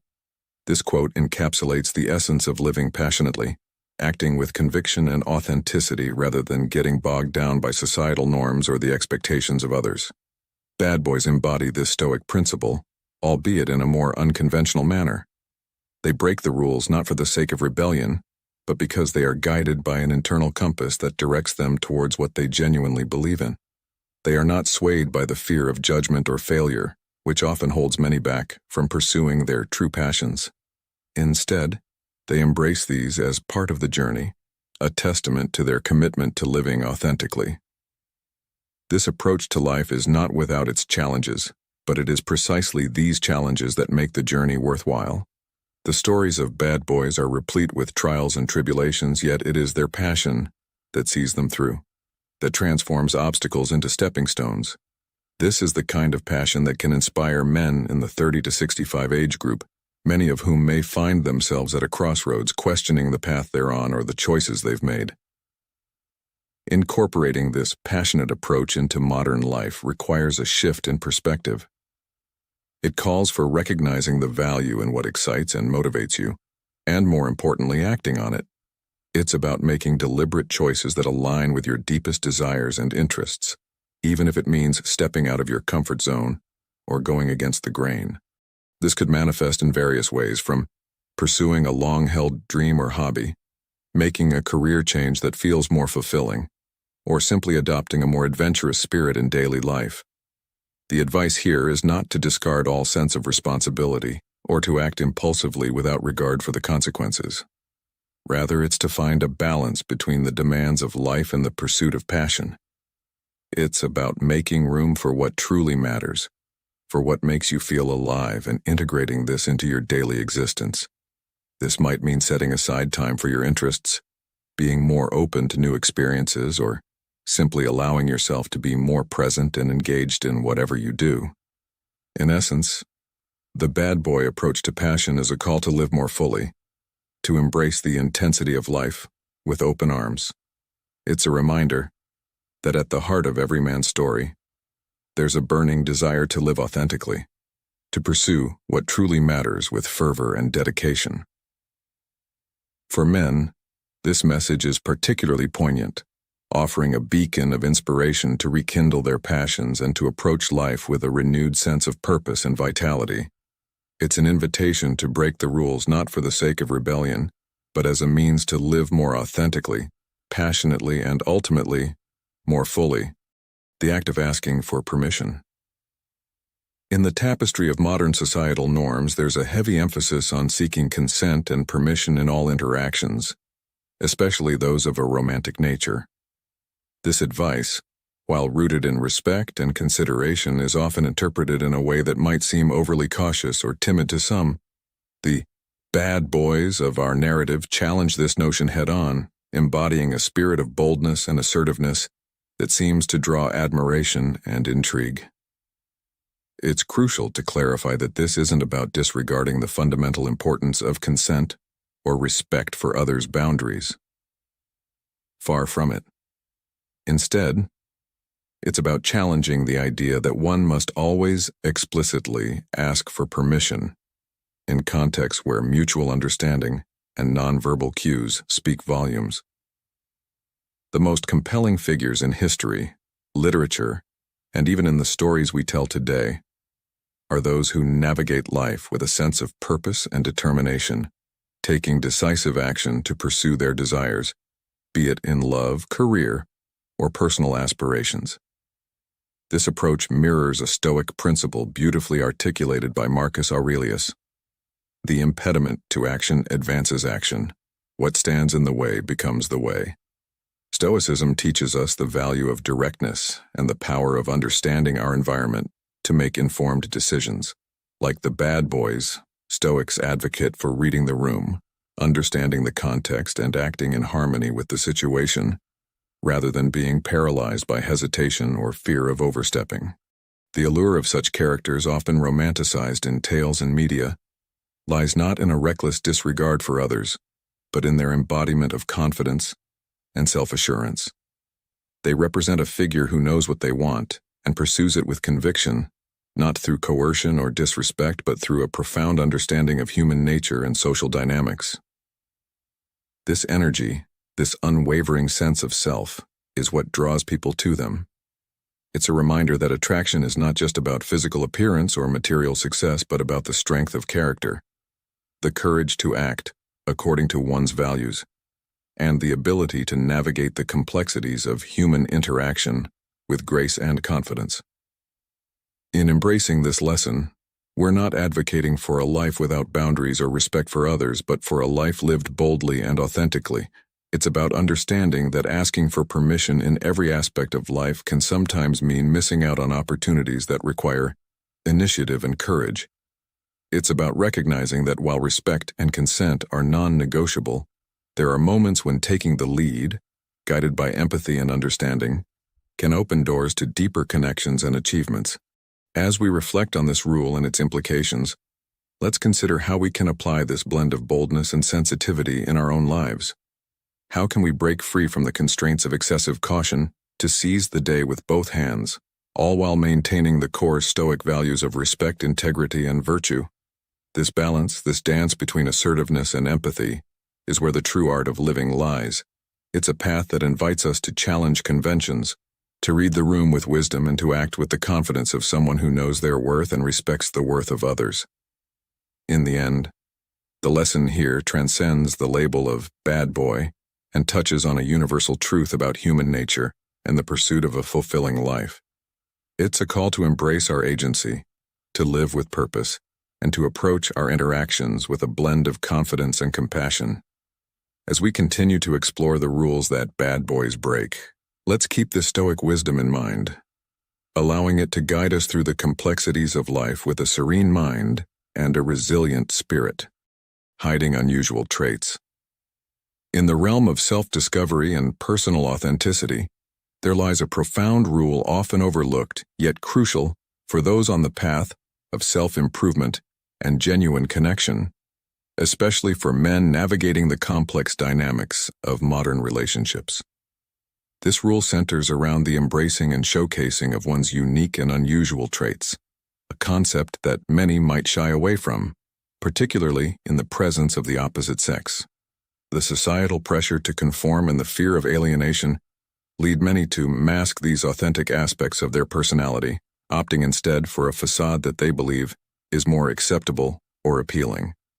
However, this suppression of individuality is a disservice not only to oneself but also to the potential depth and authenticity of the relationships one might forge. The essence of being a real man, or indeed a genuine person, is not in the adherence to a monolithic standard of interests or behaviors, but in the courage to be oneself, regardless of external perceptions. Whether your passion lies in the arts like drawing or acting, or in more niche hobbies such as reading manga, these interests contribute to the rich tapestry of your identity. They are not mere quirks to be hidden away, but are facets of your character that, when shared openly, can lead to deeper connections based on genuine understanding and respect. The fear that embracing these traits might lead to judgment or rejection from females is a common concern. Yet it is through this very vulnerability that true strength and confidence are demonstrated. As the Stoic philosopher Epictetus once said, "If you wish to be loved, love." This sentiment echoes the importance of self-love and authenticity as the foundation for attracting genuine affection and respect from others. It's crucial to distinguish, however, between embracing one's unique traits and indulging in behaviors that are unproductive or universally recognized as negative, such as excessive laziness or aimless scrolling on social media platforms like TikTok. The distinction lies in the value and growth these interests bring to one's life as opposed to activities that serve merely as distractions or escapisms. Unique traits and hobbies should be channels through which one explores their potential, learns new skills, and expresses their individuality, not excuses for stagnation or avoidance of personal development. In today's digital age, where the pressure to conform is amplified by social media and cultural stereotypes, standing firm in one's authenticity is both a challenge and an act of rebellion. It is a declaration that one's value is not determined by external validation but by self-acceptance and the pursuit of personal passions. This approach not only fosters a stronger sense of self but also attracts those who appreciate and love you for who you truly are, rather than a superficial persona. The journey towards embracing one's unusual traits is not about seeking permission or acceptance from others, but about recognizing and celebrating the uniqueness that each individual brings to the table. Moreover, in the context of modern life where authenticity is often overshadowed by the pursuit of idealized images and lifestyles, the advice to embrace and showcase one's unique traits serves as a beacon of hope and empowerment. It encourages men, and indeed all individuals, to break free from the confines of societal expectations and to live in a manner that is true to themselves. This path, while fraught with vulnerability and the risk of rejection, ultimately leads to a more fulfilling and authentic existence. In conclusion, the rule of not hiding one's unusual traits is a testament to the power of authenticity in a world that often values conformity. It is a call to action for men to live boldly and unapologetically, embracing their unique interests and passions as integral parts of their identity. By doing so, they not only enrich their own lives but also set a precedent for genuine connections based on mutual respect and understanding. In the pursuit of authenticity, one finds not only personal freedom but also the key to building meaningful relationships in the modern world. Zero tolerance. In the realm of personal development and navigating the complexities of relationships, the concept of zero tolerance for behaviors that conflict with one's values and the principles stands out as a beacon of self-respect and integrity. This principle, often exemplified by the so-called bad boys, is not about rebellion or disdain for cooperation, but rather a profound understanding of one's worth and the refusal to compromise on what matters most. Unlike the stereotypical nice guys who, in their desperation, may overlook red flags and unacceptable behavior in the hope of gaining affection, individuals who embody the bad boy spirit maintain a steadfast commitment to their moral compass and personal standards. Consider the story of Marcus Aurelius, a Stoic philosopher and Roman emperor, who despite his immense power and influence, emphasized the importance of virtue, discipline, and personal integrity above all else. Aurelius famously said, "Waste no more time arguing about what a good man should be one." This statement encapsulates the essence of zero tolerance for behaviors and situations that undermine one's character and values. Aurelius in his meditations often reflected on the significance of acting in accordance with nature and reason, not allowing external circumstances or the actions of others to dictate his sense of self or compromise his principles. Embracing a zero-tolerance stance towards behaviors and situations that conflict with one's values is not about arrogance or inflexibility, but about honoring oneself and ensuring a life of authenticity and respect. This approach demands courage and self-awareness, as it involves recognizing and acting upon red flags and incompatible behaviors, regardless of temporary attractions or superficial connections. It's about understanding that true compatibility and mutual respect are foundational to any meaningful relationship, and that settling for less out of fear or desperation ultimately leads to dissatisfaction and regret. Incorporating this principle into one's life means making tough decisions, but it also opens the door to relationships and experiences that are aligned with one's deepest values and aspirations. It's about being true to oneself and recognizing that some opportunities, no matter how enticing they may seem, are not worth the sacrifice of one's integrity and well-being. In conclusion, the lesson of zero tolerance for compromising one's values teaches us the importance of self-respect, integrity, and the pursuit of genuine connections. It encourages us to be discerning in our relationships, to stand firm in our principles, and to live authentically. As we navigate the ebbs and flows of life, let us remember that our worth is not determined by the approval of others, but by our commitment to living a life that is true to ourselves. This is the path to true fulfillment and happiness. Putting women on a pedestal. In our exploration of the unconventional wisdom that often defines the allure of the so-called bad boys, we delve into a particularly intriguing rule they tend to break, one that many of us might find counterintuitive at first glance. This rule revolves around the concept of elevating women to a pedestal, treating them as if they were queens reigning supreme in the kingdom of our affection. This notion, deeply ingrained in our collective psyche by the fairy tales of our childhood and the romantic narratives championed by Disney, suggests that such reverence is the ultimate expression of admiration. Yet in a world where attention and adoration are lavished upon women from countless sources, this approach loses its uniqueness, becoming just another echo in the cacophony of adulation. The moment you shift your perspective, treating a woman not as an idol, but as an equal human being, you distinguish yourself from the multitude. This doesn't mean diminishing respect or affection, but recognizing the person for who they are, beyond the pedestal. The bad boys take this a step further by inverting the dynamic entirely, placing themselves on the pedestal they might have reserved for someone else. This might come off as self-absorbed, and truthfully it treads that line closely.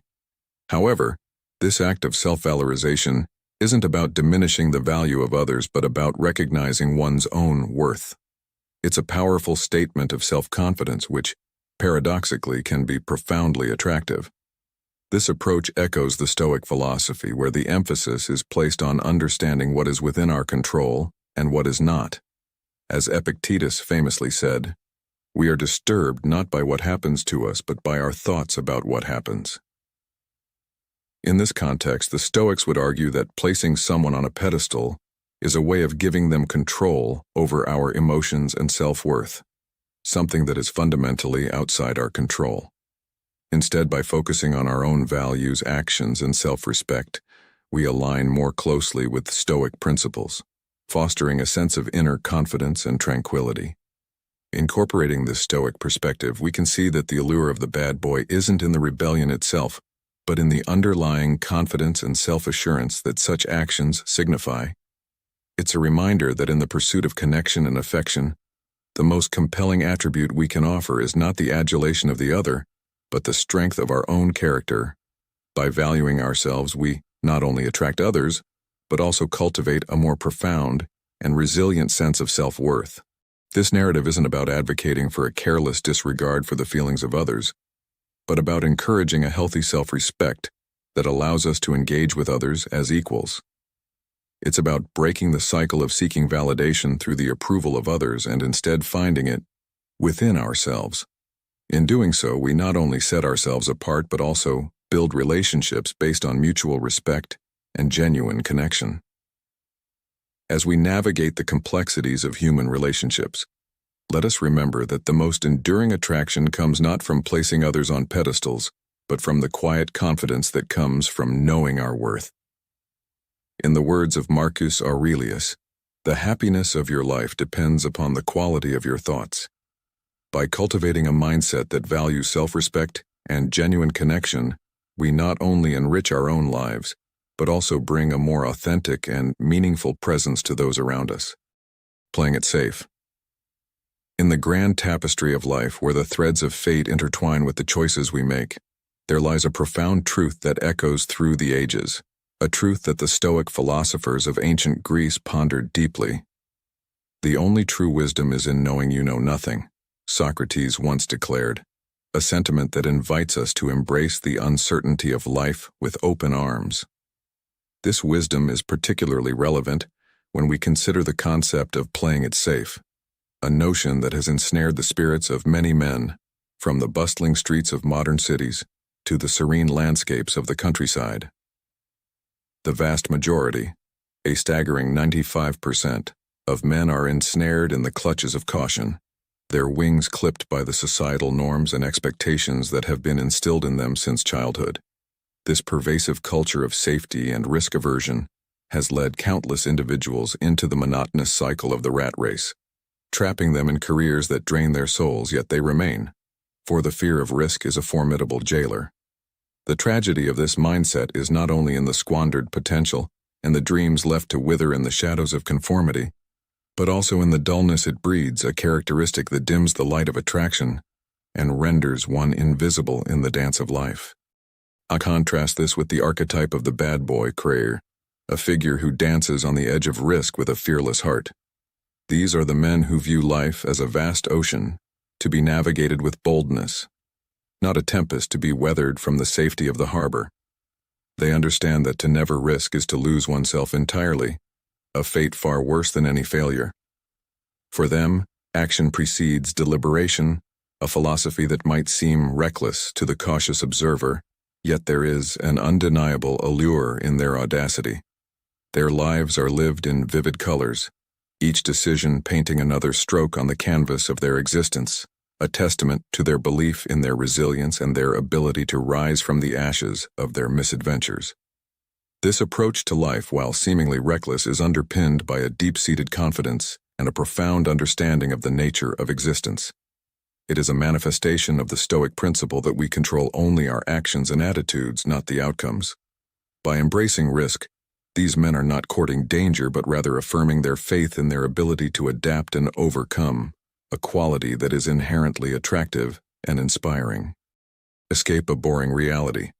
In the realm of Stoicism, the concept of breaking away from a monotonous reality is not only about seeking thrill or adventure, but about embracing the full spectrum of human experience.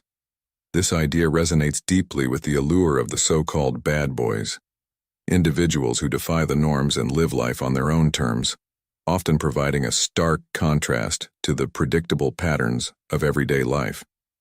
These figures, with their penchant for risk and disdain for the conventional, captivate not just because they offer an escape, but because they embody the Stoic principle of challenging oneself and one's perceptions of the world. The story of the bad boy is not just about rebellion or defiance for its own sake. It's about the quest for authenticity and the courage to confront the unknown. This narrative echoes the Stoic practice of exposing oneself to different situations to foster resilience and adaptability. Just as a bad boy ventures into uncharted territories, Stoics advocate for stepping out of one's comfort zone to gain wisdom and strength. This approach to life encourages an active engagement with the world, pushing the boundaries of what is known and comfortable to discover deeper truths about ourselves and our environment. Moreover, the bad boy archetype serves as a metaphor for the Stoic ideal of living according to one's own virtues, rather than being swayed by societal expectations or external pressures. It's about making choices that align with one's inner moral compass, even if those choices are unconventional or frowned upon by others. This path, while fraught with challenges, is also ripe with opportunities for growth and self-discovery. It invites us to question the status quo, to explore the vastness of human potential beyond the confines of routine and conformity.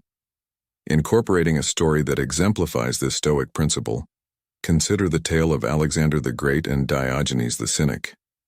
When Alexander, one of the most powerful men of his time, asked Diogenes what he could do for him, Diogenes, who was sunbathing, simply replied, "Stand out of my sunlight." This encounter highlights the Stoic virtue of self-sufficiency and the understanding that true contentment comes from within, not from external accolades or possessions. Diogenes, much like the bad boy, lived by his own rules, demonstrating that true freedom and happiness are found in living authentically and valuing one's inner world above external success.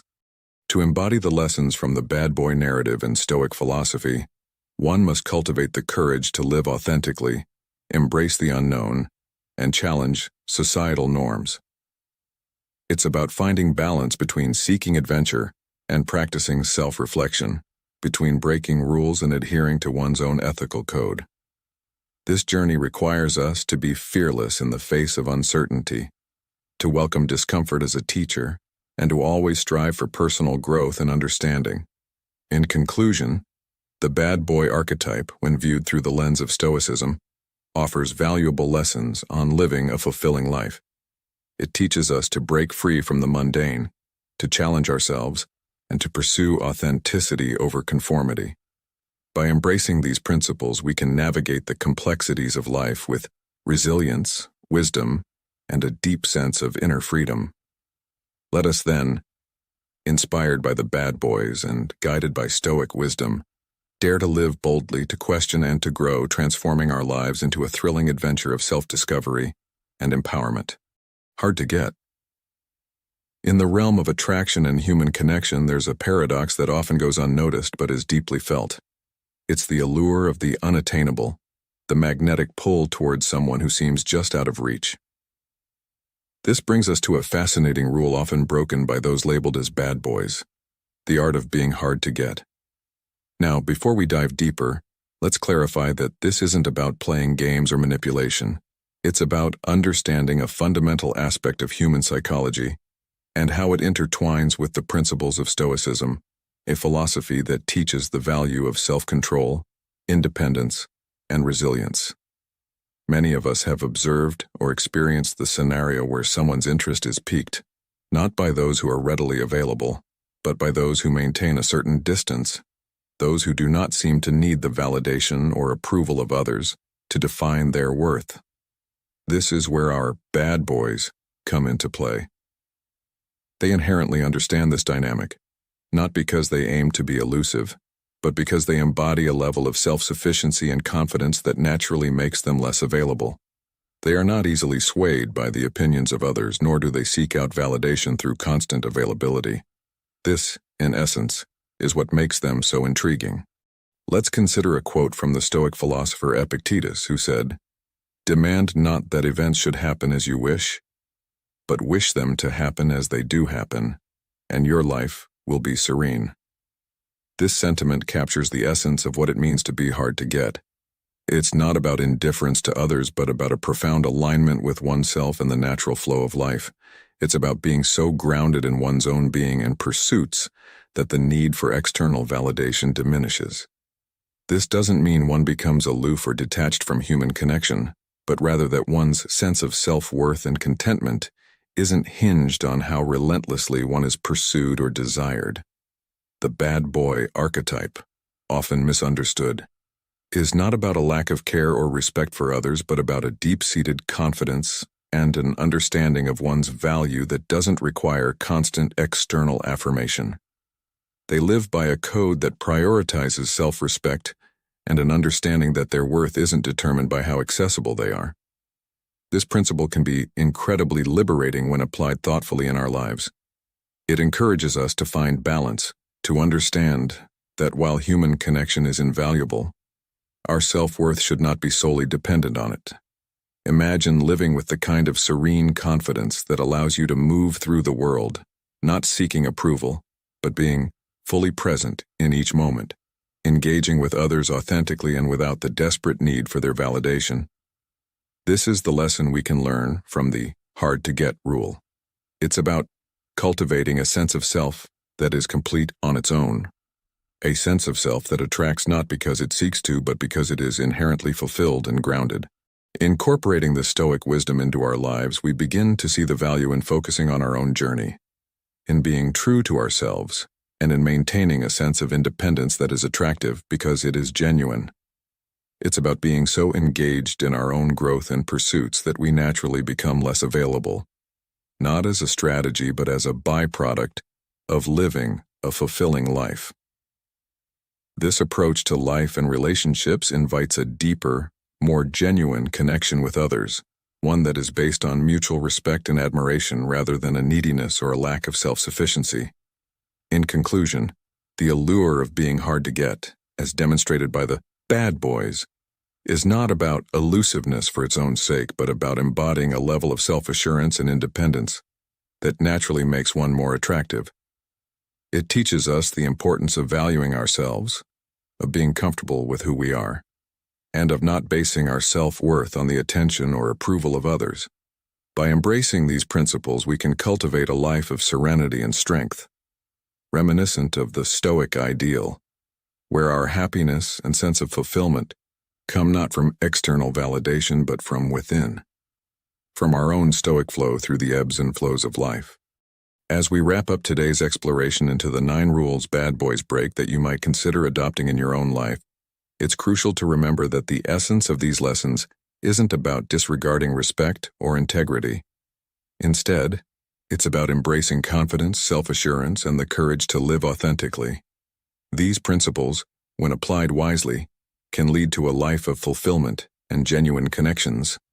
If today's journey has sparked a flame of curiosity or inspired you to challenge the conventional, I invite you to join our growing community. Engage with us by liking this video, sharing your thoughts in the comments, and subscribing to Stoic in Your Life for more content that bridges ancient wisdom with the modern hustle.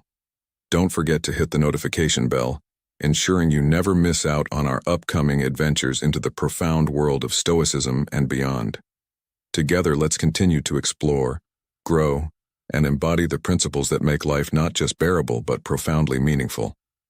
Thank you for being here, and until next time, remember to live stoically, embracing the flow of life with resilience and serenity.